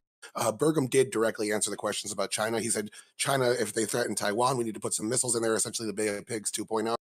He was talking about beating Russia in Ukraine is actually going ahead and beating China in as well. So there were some Nikki good Haley points. brought that up as well. Nikki had a good, like I said, she was my dark horse. I knew she was going to be the smartest person on the stage. It was just a matter of if she was going to like leverage the I opportunity. guess I don't she got. understand. Like, maybe somebody can explain this to me. Like, what is the relationship between China and Russia at this point when it comes to the Ukraine conflict? Because it doesn't seem like China it's- is very interested at all, They use and being each particularly engaged with it. they use each other in order to make the West more intimidated, but the reality is there is no. You're just kind of significant saying the West. partnership. What does that mean? Like Russia loves to like go to the U.S. and be like, yeah, China's backing us. You better watch out. Or China loves to go to like NATO and be like, yeah, we have a no limits. We have a no limits partnership with them. But the reality is there's not significant like cooperation or collaboration between them. Kind of like the main hand wringing, or the main cooperation is the buying of Russian crude. So not even Russian refined natural gas, but Russian crude, which is then refined within China and bought at a heavily discounted price because nobody wants that shit. And since nobody wants that shit, they can get it real cheap. And so really, I mean, working with the Russians, I mean, they're buying the product, so that is technically working with them. But they're doing it also because they can get incredibly cheap crude and then produce incredibly cheap energy. They've also, I think, so it's just like an economic thing. the Russians have bought about, I think, like a lot of the yuan as well. And there's of course like the BRIC stuff, but nothing that is substantially going to have an impact on the ground of the war. The largest impact is the buying of Russian products to keep the Russian economy afloat. It's no different than in the Cold War, like Nixon going to China. The reality is they have a very rocky relationship, but the idea of them being close allies is very threatening to the U.S., so they like to dance with that idea A all the time. question for you all on the debate itself. DeSantis going in needed to stop the bleeding. He needed to pull something out of his ass, right? To get kind of back on par. Do you think that this debate moved the needle for him at all? He did fine. I He think did dead neutral. His numbers aren't going to move. No, he looks Neutral and gross, negative, I think. boring, like the same irrelevant asshole he's always been. What I was saying before was also what Flowtrace was saying before is he thrives in back and forth. But kind of what I predicted in the pre-show, there's nothing any of them can challenge him on that he won't be able to come back and say, what have you been doing? I've done this, this, and this. So no one really, if you notice, You no one realize really that that's directly... like a dog shit argument, though, right? Okay, can I finish it before it's Go ahead. we decide it's dog shit? Nobody really directly challenged him on anything, so he was stuck doing what he's struggled to do the past 2 months, which is make speeches to no one, because no one was arguing with him, because there's really no ground. Yeah, 'cause he any of them doesn't have beat any him on audience. politically. I mean, that's just not true. He's got the biggest audience of anyone on that stage. He makes speeches to no audience. Yes. Like, are you serious? Are you delusional? You I just realize don't how like- unpopular he's- Ron DeSantis is? He was the His most polling popular numbers person are- on that are stage, the highest on the and he will stage, I Yeah, still it's be after adorable. this. But have you debate. seen his groundwork? It's dog shit. I don't know what the. You know Okay. what groundwork means? No, I don't understand what the relevance, what you're trying to say about what I just said. So when he's like referring his talks to groundwork. people and he's like the most autistic person that I've ever seen, and not even like in a fun way. No, I just Someone said who's he's autistic. he was forced to do. is. Okay. Yeah, well, but I was saying, yeah, he was forced to do what he struggles to do, which is just make speeches. But he would thrive in a back and forth. But I don't think anyone's willing to take a back and forth with him because Do you think he's that going you to could win sit the there back and forth. watch a Ron DeSantis speech without any other distractions? Do you think that you could physically? Did I handle say that Ron I DeSantis is a do. good speech giver, or did I say he struggles to give speeches? I feel like I'm having dementia. I'm because asking you pretty as sure a I personal just question on said- yourself, Joe my guy. Biden reference. I just said that he struggles to give speeches. Am I'm I asking wrong? you as a personal. Yeah, he struggles to give speeches. His speeches aren't that great. No, I'm asking your opinion, my guy.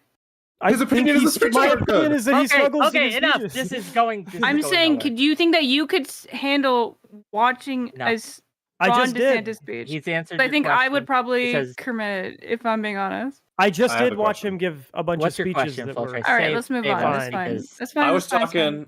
talking with Jeb and everyone else in the back room while you guys were getting started here. I'm curious what your guys' opinion, Dylan, Son, Sol, and Wick. I feel like Ramasway, he had so much to gain, so little to lose. The name recognition alone, just the amount of speaking time he got, I think it's a big, big win for him tonight. What do you guys Oh, think? yeah, Absolutely, like- 100%. Yeah, I'd agree Yeah, with there's you. I just did- no I- way just to from say the- otherwise. I hard He's a- disagree. I think the crowd turned on him near the end of that debate pretty I hard. thought he I don't brought think that it back. matters.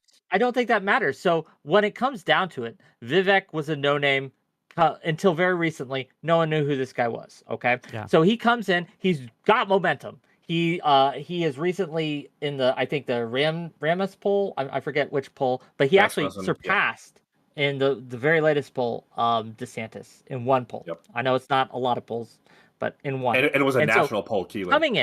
coming into this, right? He needed to keep the momentum up. And so people see him on this stage and his target audience, MAGA, Trump supporters, etc., they loved what he was saying. They are definitely on board with this guy now. I think he absolutely is going to see momentum coming up. Now, it might not help him because I think Trump still got it on lock. Yeah, I But don't if think his Trump numbers changed goes at to all. jail or if something happens where Trump can't actually compete anymore, I do think Vivek's, unless something else happens, he's got it. But I think his numbers either don't change or they get worse. I think real. That is so. I think Dylan, go. I just want to say I think I agree a little bit with Jeb, but I want him to finish before I give my Really? reasoning now. Yeah, so he captured a lot. He capitalized on a lot of his momentum at the beginning, saying random slogans and catchphrases, and then calling people out for using random slogans and catchphrases. But near the end, man, he really lost steam. Nikki Haley absolutely annihilated him to the point where they started booing the moment he started speaking in his response to her. And then he, near the end, just started screeching out slogans, saying the dumbest shit, like he was going to abolish the Department of Education, but also increase graduation requirements. The dude, I think two things got exposed. One, that he doesn't know anything about anything he's going to do. And two, the Republican base is not what people thought the Republican base was. The first booze Ramaswamy got was when he said climate change was a hoax. At a Republican primary debate in Milwaukee, Wisconsin, he got booed more than he got cheered for saying climate change is a hoax. The That was a Republican base, refreshing- that was one of the refreshing. bigger Yeah, I felt that way pluralities in too. the Hope Republican restored. base are Trumpers, but they are going to be in Trump's percentages, not in Vivek's. The majority of the base is still semi-normal fucking people who I think all saw that he sounded like an absolute buffoon by the end of that debate. Well, you know, I wanna hear, just Wisconsin real is quick, stop. kinda I want to hear what purple. Dylan has to say, but I Go ahead. strong disagree. But I want to hear what Dylan has to say. Go ahead. So it kind of feels like a very accurate comparison. He reminds me a lot, even though I do think he's a better public speaker. He reminds me a lot of Andrew Yang, somebody with no political experience, comes in, advertise their business experience in order to be like, Look at me. I know how to do politics because I did a tech startup, so I can do politics. I can run a country like I run a tech startup. Don't worry. It's totally not a terrible idea. And he's pitching his idea as a kind of like new, fresh, innovative, I'm not old, new perspective. I'm not controlled by the establishment. And I remember how Andrew Yang did in those first few debates. And relative to where he was, he improved his position because he had no national profile, because no one knew who he was before the presidential election. And then he had a national profile. And so from that, Vivek Ramaswamy is going to benefit. But if you're telling me like Vivek Ramaswamy like got a really big boost here, or he looked great here, or that he is going to like shoot to the top of the polls here, or get anywhere within like a million lengths of Trump, I don't believe that's the case. I also don't believe I would agree he there. did as good as I expected him to. I expected him to do very good tonight because I think he's a slick talker. He's a know-it-all, sure. pencil-necked geek who wants to run the country like a fledgling tech startup. He's not somebody I'm sympathetic to, but he's a used car salesman. He's a really slick talker. He knows how to talk around Yes. something he doesn't have a lot of knowledge around, which a lot of politicians are not necessarily the best at. It's something he's garnered through doing all these constant online interviews, marketing himself everywhere he can. And so I expected that to be more useful, but when he met experience on the stage, he crumbled, and he can't get that experience in the next year. Anytime Here's that why I he was- disagree. Here's why Okay, I go ahead. disagree. Okay. I think that yes, he's not going to meet Trump's numbers, but that's not what he needed to do in the first debate, especially. What he needed to do is he needed to stand out, because you notice he was the one that everyone was talking to. They ignored DeSantis, as Jeb Tan said, because they again wanted those easy dunks. And yes, again, rhetorically, he didn't do too well when it comes to my perspective, but I am not his target audience. His target audience ate up what he said. And I know it doesn't make sense, but to his target audience, it does not have to. And I think when we talk about the think there's an primary assumption voters of there. Republicans, I do not think, right, that he did poorly. In fact, I think he's going to gain. I think he's going to be, I will say, I predict in the next 2-3 weeks, he's going to surpass and keep surpassing DeSantis. So, I think Wick, that's going to happen. my only issue is we heard boos when he was getting reamed.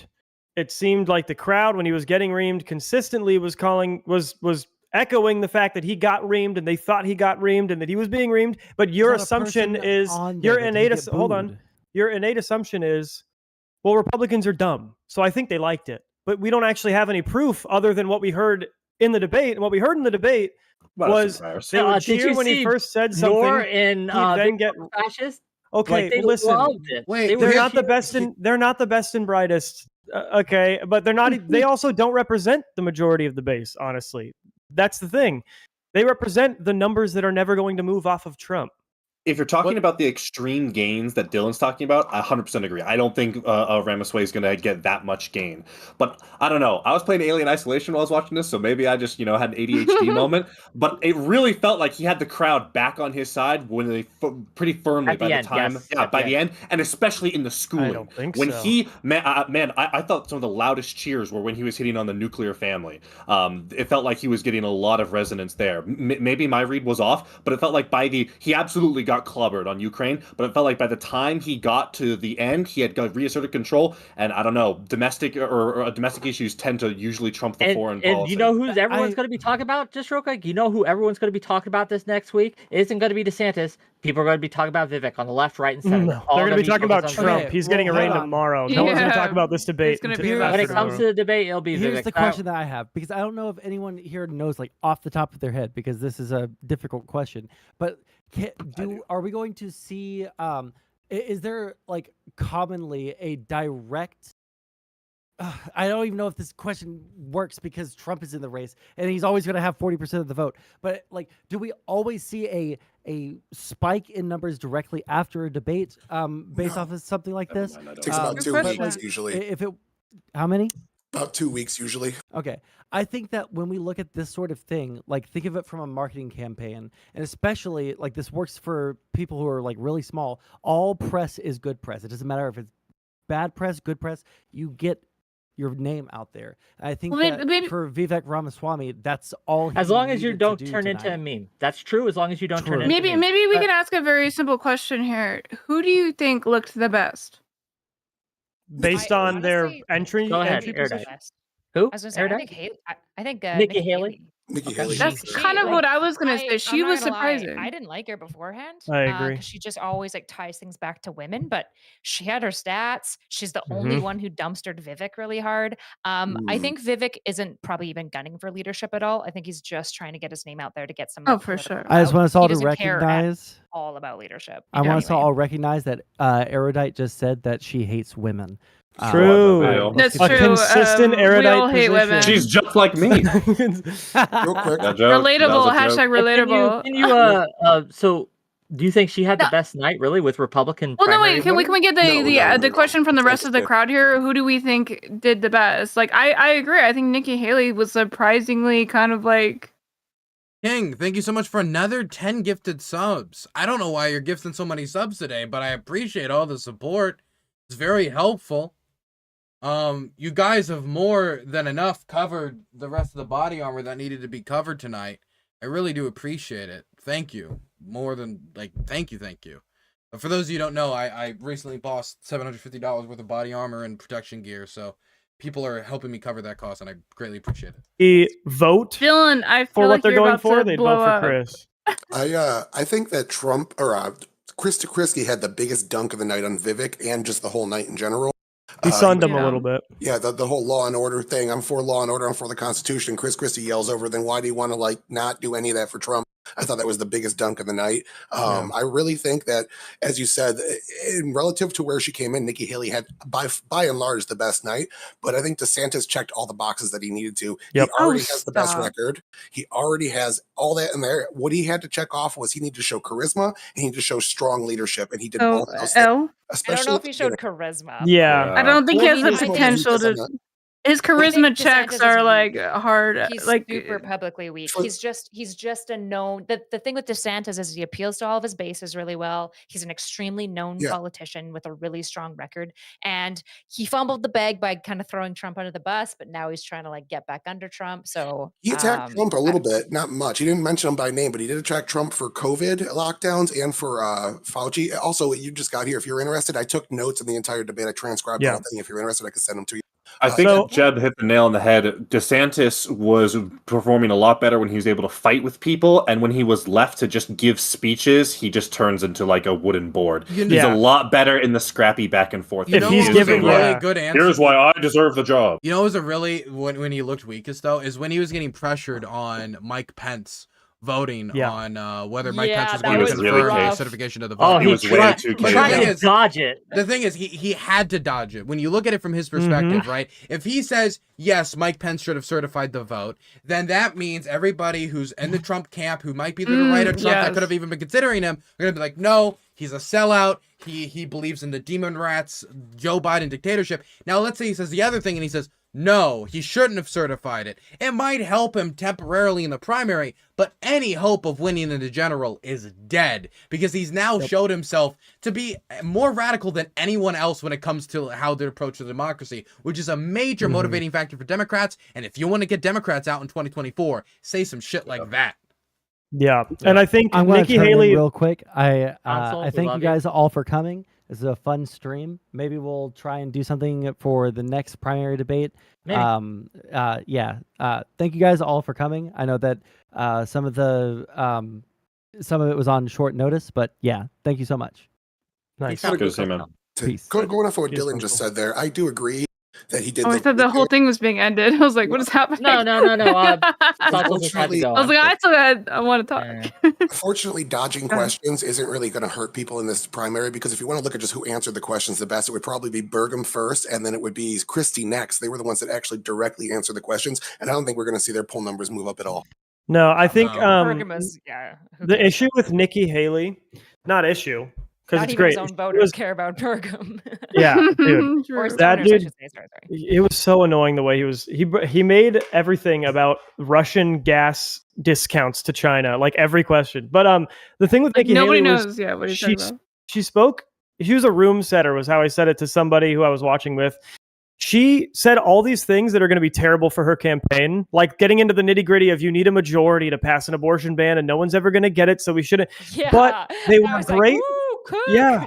And they were great for the conversation and setting up other people to work off of that. So she was the best person in terms of creating a good conversation in the debate, but the worst person for improving her own odds of getting elected because she was saying a lot of the inconvenient truths.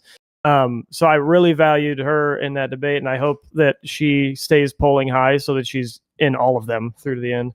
If you look at government is one of the top things right now that Republicans say that they want from their elected officials. So I feel like that actually helped her with her base. Yeah, I think the thing with I guess I think I have to ask, like, just to like ask like, kind of like across the board thing. Do you think is this at like of these people being VP picks? Do you think that was like a high aspect of where they depended on? There were a couple. I think that's what Vivek. Exactly. Do you think who do you think was going for a VP pick? Vivek. Yeah, Vivek. Vivek first and foremost. Vivek had all three of Trump's pieces firmly. You think Vivek is going to be picked for a VP? He's such a bad choice. He's such a bad choice. I don't think he's a good choice either. I mean, I don't think he is, but I think that's what he's going for. Trump's main problem. Damn, him getting called out on his book. That was crazy. Sorry. That was good. Yeah. Trump's main problem going in 2024 is that independents hate him. They hate him. They see him as a threat to democracy. He's super they see him establishment, as somebody who can't who can't manage himself. He's out of control. 64% of Americans have pledged that they're not going to vote for Donald Trump. If he's going to win, he needs to get somebody as his running mate that can appeal to independence. And if you're listening to what Vivek Ramaswamy is saying on the campaign trail, let's introduce a civic test to make it so young people have to pass a poll test in order to vote. But also abolish the Department of Education. Abolish the Department of Education. And on that note, yeah. And on that note, just real quick, but on that note, right? Like on the Vivek note, for $10, because I'm going to make some money here. Zephyr Hash says, kind of weird how Vivek opened with the vote for young blood and then kept talking about faith and soul. The climate change issue got the biggest boo, which is important for young voters. Okay, carry on. Yep. Can we have Dylan finish his point? You can let me moderate my panel, Nina, but yes, Dylan. Well, I'm just saying, you finished. I don't know what Dylan had to say. Dylan. Hook him up. All I mean to say is that I think Vivek would be a terrible option if Trump wants to win. If Trump wants to win, he'd have to pick someone more honestly like Nikki Haley. And I know that's going to hate his base, but that's how they're going to have. That's how he would actually win. The problem is though, I mean, would Nikki Haley take that? In my opinion, probably, considering she used to be his UN ambassador anyway. Yeah. And the other thing to think about is also, I mean, with Trump, anything's possible. And you got to wonder the fact that his previous VP, an establishment pick to try and help him up, is now like the centerpiece of why he thinks he wasn't able to win because he didn't wants turn to over. win.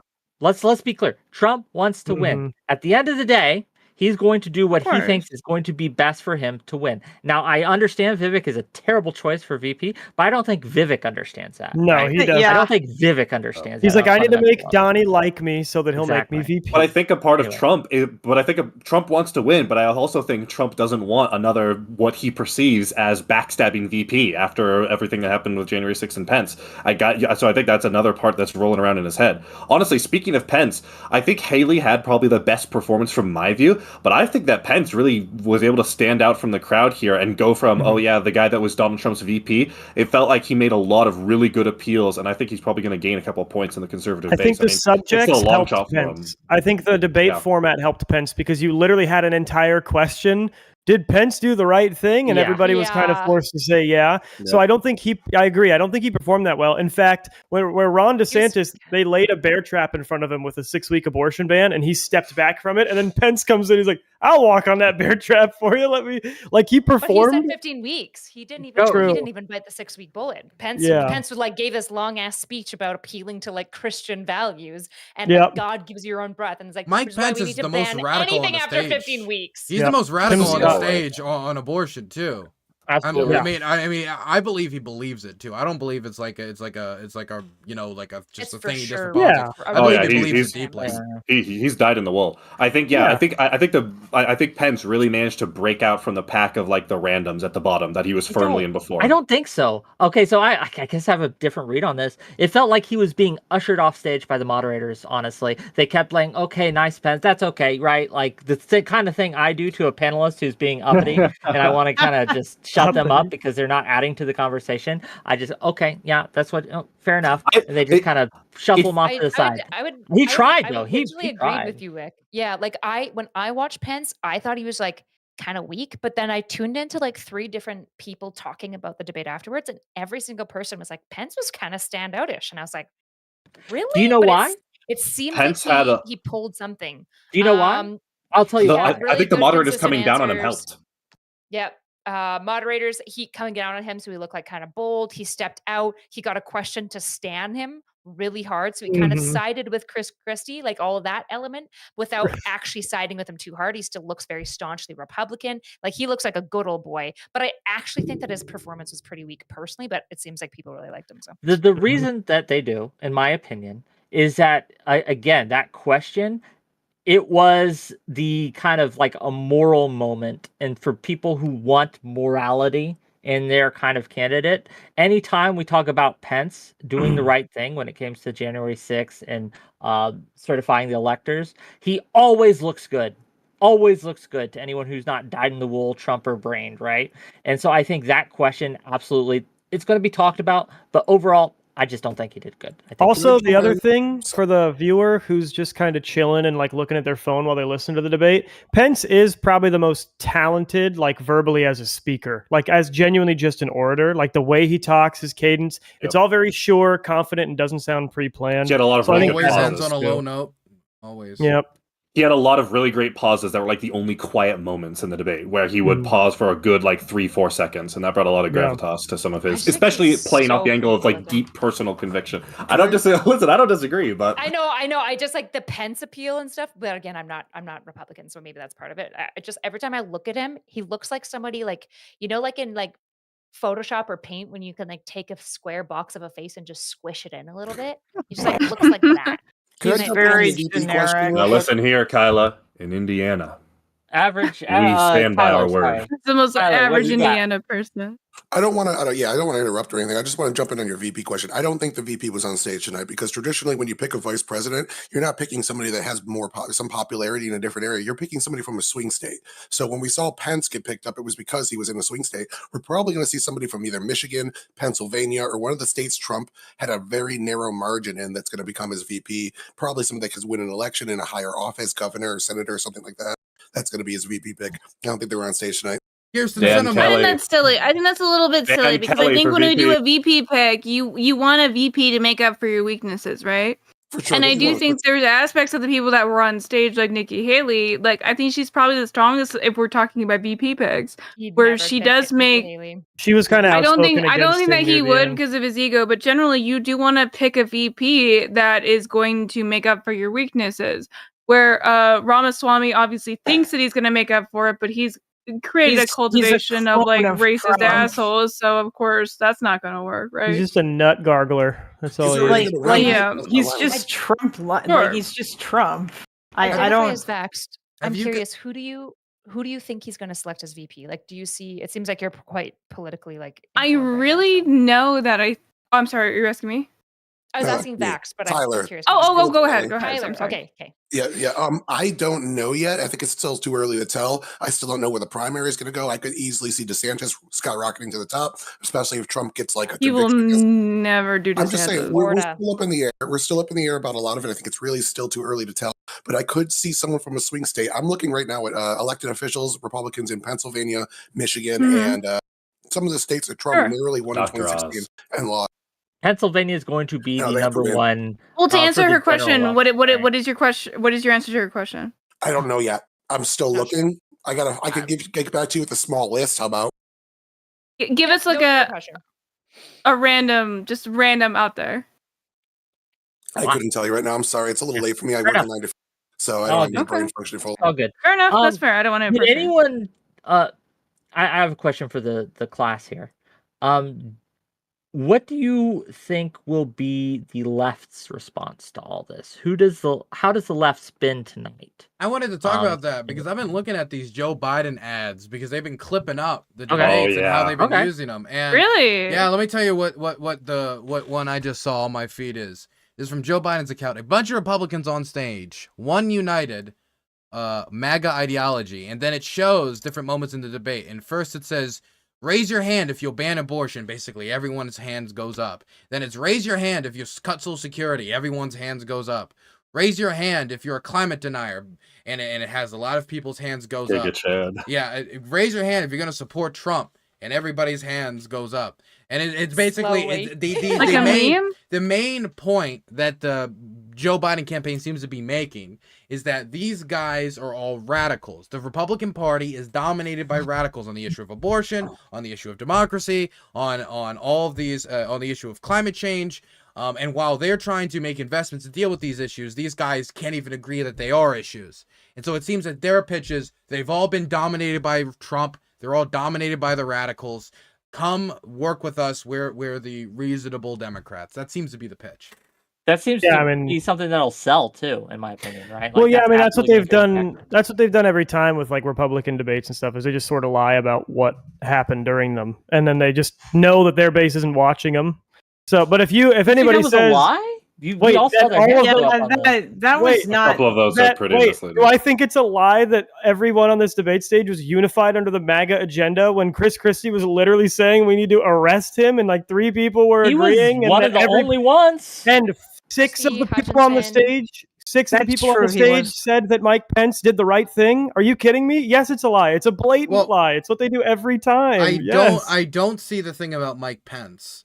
But it does show the correct clip. But the thing is, Chris Christie did this weird thing where he kind of semi put up his hand and he wagged his finger, and it looks like he's saying support. But when he was asked, he was saying, "No, I'm saying I don't support." And so it's like there's context that I think could have been included here. But but that'd be a boring political ad though if you said at the end. By the way, this specific guy in frame, it wouldn't be a great ad. Also the vast majority on the stage said that Pence did the right thing. Yes, but that's a very different thing than is the DOJ coming after Trump, or would you pardon Trump, or etc. I think when they asked that question, I'm sure I'm getting the question wrong, but that was the general gist, or what I got. The general gist of the question is Trump being unfairly targeted, et cetera, et cetera, et cetera. And I think that, again, a majority of that stage, with Hutchinson and Chris Christie being the odd man out, so to speak, but the majority of that stage was backing Trump. Well, no, they raised their hand on was, would you? Nikki Haley did. The specific question was, you all signed an agreement saying that you would support the Republican nominee regardless of who it was. Would you follow through on that promise if it was Trump, but he was convicted? There was not, do you support Trump? And then I think half of them raised their hand, and then Ron and whoever was next to him Pence kind of pussied out and were like, okay, we'll raise our hand after they saw the other guys raise their hand. They slow walked those really hard. But whatchamacallit, none of it was, do you think Trump is being unfairly targeted? None of it wasn't that. It was, would you support him because you signed, like with the context of you signed an agreement saying you're going to support whoever the Republican nominee is. Transcribe guy right here. Transcribe guy. That was the question, yeah. Yeah, Tyler can sorry, I wasn't. What was the question? I'm sorry. What was the exact question asked, or close enough to exact question asked when they talked about would you support Trump being the if he was convicted or something like that, right?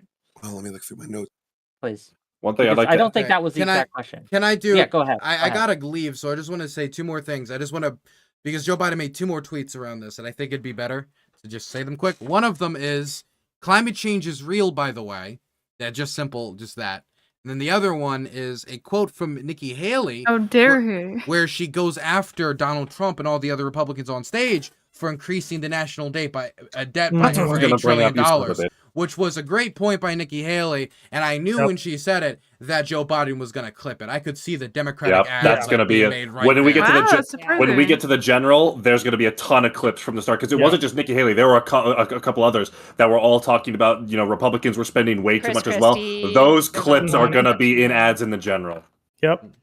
And I think it's part of the reason why and it's been told this way for the past year, that Trump is actually a weaker candidate against Joe Biden than DeSantis is. Yeah, Trump has almost no chance of winning. Yeah, he's a wild fuck. Even outside of the criminal cases, he was a wild fucking hypocrite on a lot of the things that become major political points for the Republicans, like spending, like BPF spewing all this stuff. I want someone like Trump who's going to go after the gays and the trans and the degenerates. Like Trump did none of that. If you really want a candidate who passed legislation regarding that stuff, yeah, vote for DeSantis. Oh my god, you fucking But he's his ridiculous least idiot. he's his least favorite politician on that stage. And I'm like, Wait, you don't he dislikes DeSantis? BPF Yeah, dislikes he was- DeSantis? They hate him. DeSantis is because he's against Trump. LGBT stuff. All right, I'll just say, DeSantis isn't Dylan, even I'm a against huge Trump. fan. Can I say bye to you? I know you have to leave, but I'm a huge fan. So Bye. I I'm just also wanna a huge you, fan like, of you I'm too, a really Dylan. huge fan. Me too, Dylan. I'm a huge fan. It was nice So to meet it's a No, I'm a fantastic huge, time I'm a talking huge to you. anti-fan, I Dylan. hate your show, Dylan. I hate Yeah. everything I will about you, fight and I all of know them for Every you. negative comment on your Dolphin videos is rape, actually me. okay? I, Yeah, I by the way, thought Haas has been to my house. Haas has been to my house, and I asked him if he would fight. You asked him if we were gonna And- fight. Yeah, and he was just like laughed it off, and they walked away. Look, you guys don't know about how much Dylan Okay. supports dolphin rape, so your opinion True. might change. That is after. true. Fair enough. Thank you, Dylan, thank everybody. Is that for his coming by. horse? I appreciate No, it. it's- I appreciate the It was celebrity a status, and I fantastic just time want talking to you. and I want to say thank you everybody. And Jeb, of course, you can come back to my my trailer in my movie studio. As always, Yeah, I'm we'll your have a good plant time. in the conservative party, okay? No, Nice to meet you. I was more treating you like a whore. That's what I more meant by that. Yeah, I'm down with that, saying too. You're his Thank you. slut. Okay. but- What's guys- the difference? You guys have a good one. Bye bye. Bye-bye. Good night, Dylan. Okay, I gotta get some sleep, boys. I am so tired. Thank you so much for tuning in to today's stream. You could have tuned into any stream in the world, but you chose to tune in to the Bunker Studio in Kiev. I know we're streaming on YouTube, and I usually stream on Twitch. If you want to see my Twitch stream tomorrow, you can tune in at 6 p.m. Eastern Standard Time. This Friday, I'm going to be on Mercado Media's show again to talk about updates with the war, talk about my experiences in Ukraine. I know a lot of you guys in my chat are from his community, a lot of you newer viewers, so look out for that in the near future. That should be on 8 p.m. Eastern Standard Time this Friday. I've released a new article with Offbeat Research interviewing somebody who was displaced by the Russian invasion. I hope you guys go check that out. Also, next Monday, Tuesday, or Wednesday, or next week, I'm going to be releasing a new video on my main channel, Dylan Burns TV, where I document the Russian targeting of rescue workers and Kherson. So please do keep out a lookout. Just keep out an eye for that. Also, you can follow me on Twitter, DylanBurns1776, Instagram, Dylan Burns TV, on Patreon, Dylan Burns TV. And you can also always, if you want to watch the stream with the best experience, do it on the website, dylanburns.tv, DYLANBURNS.TV. Join the Discord. See you guys tomorrow. Love you all. I hope you guys had a fantastic debate. I know I didn't. See you guys next time.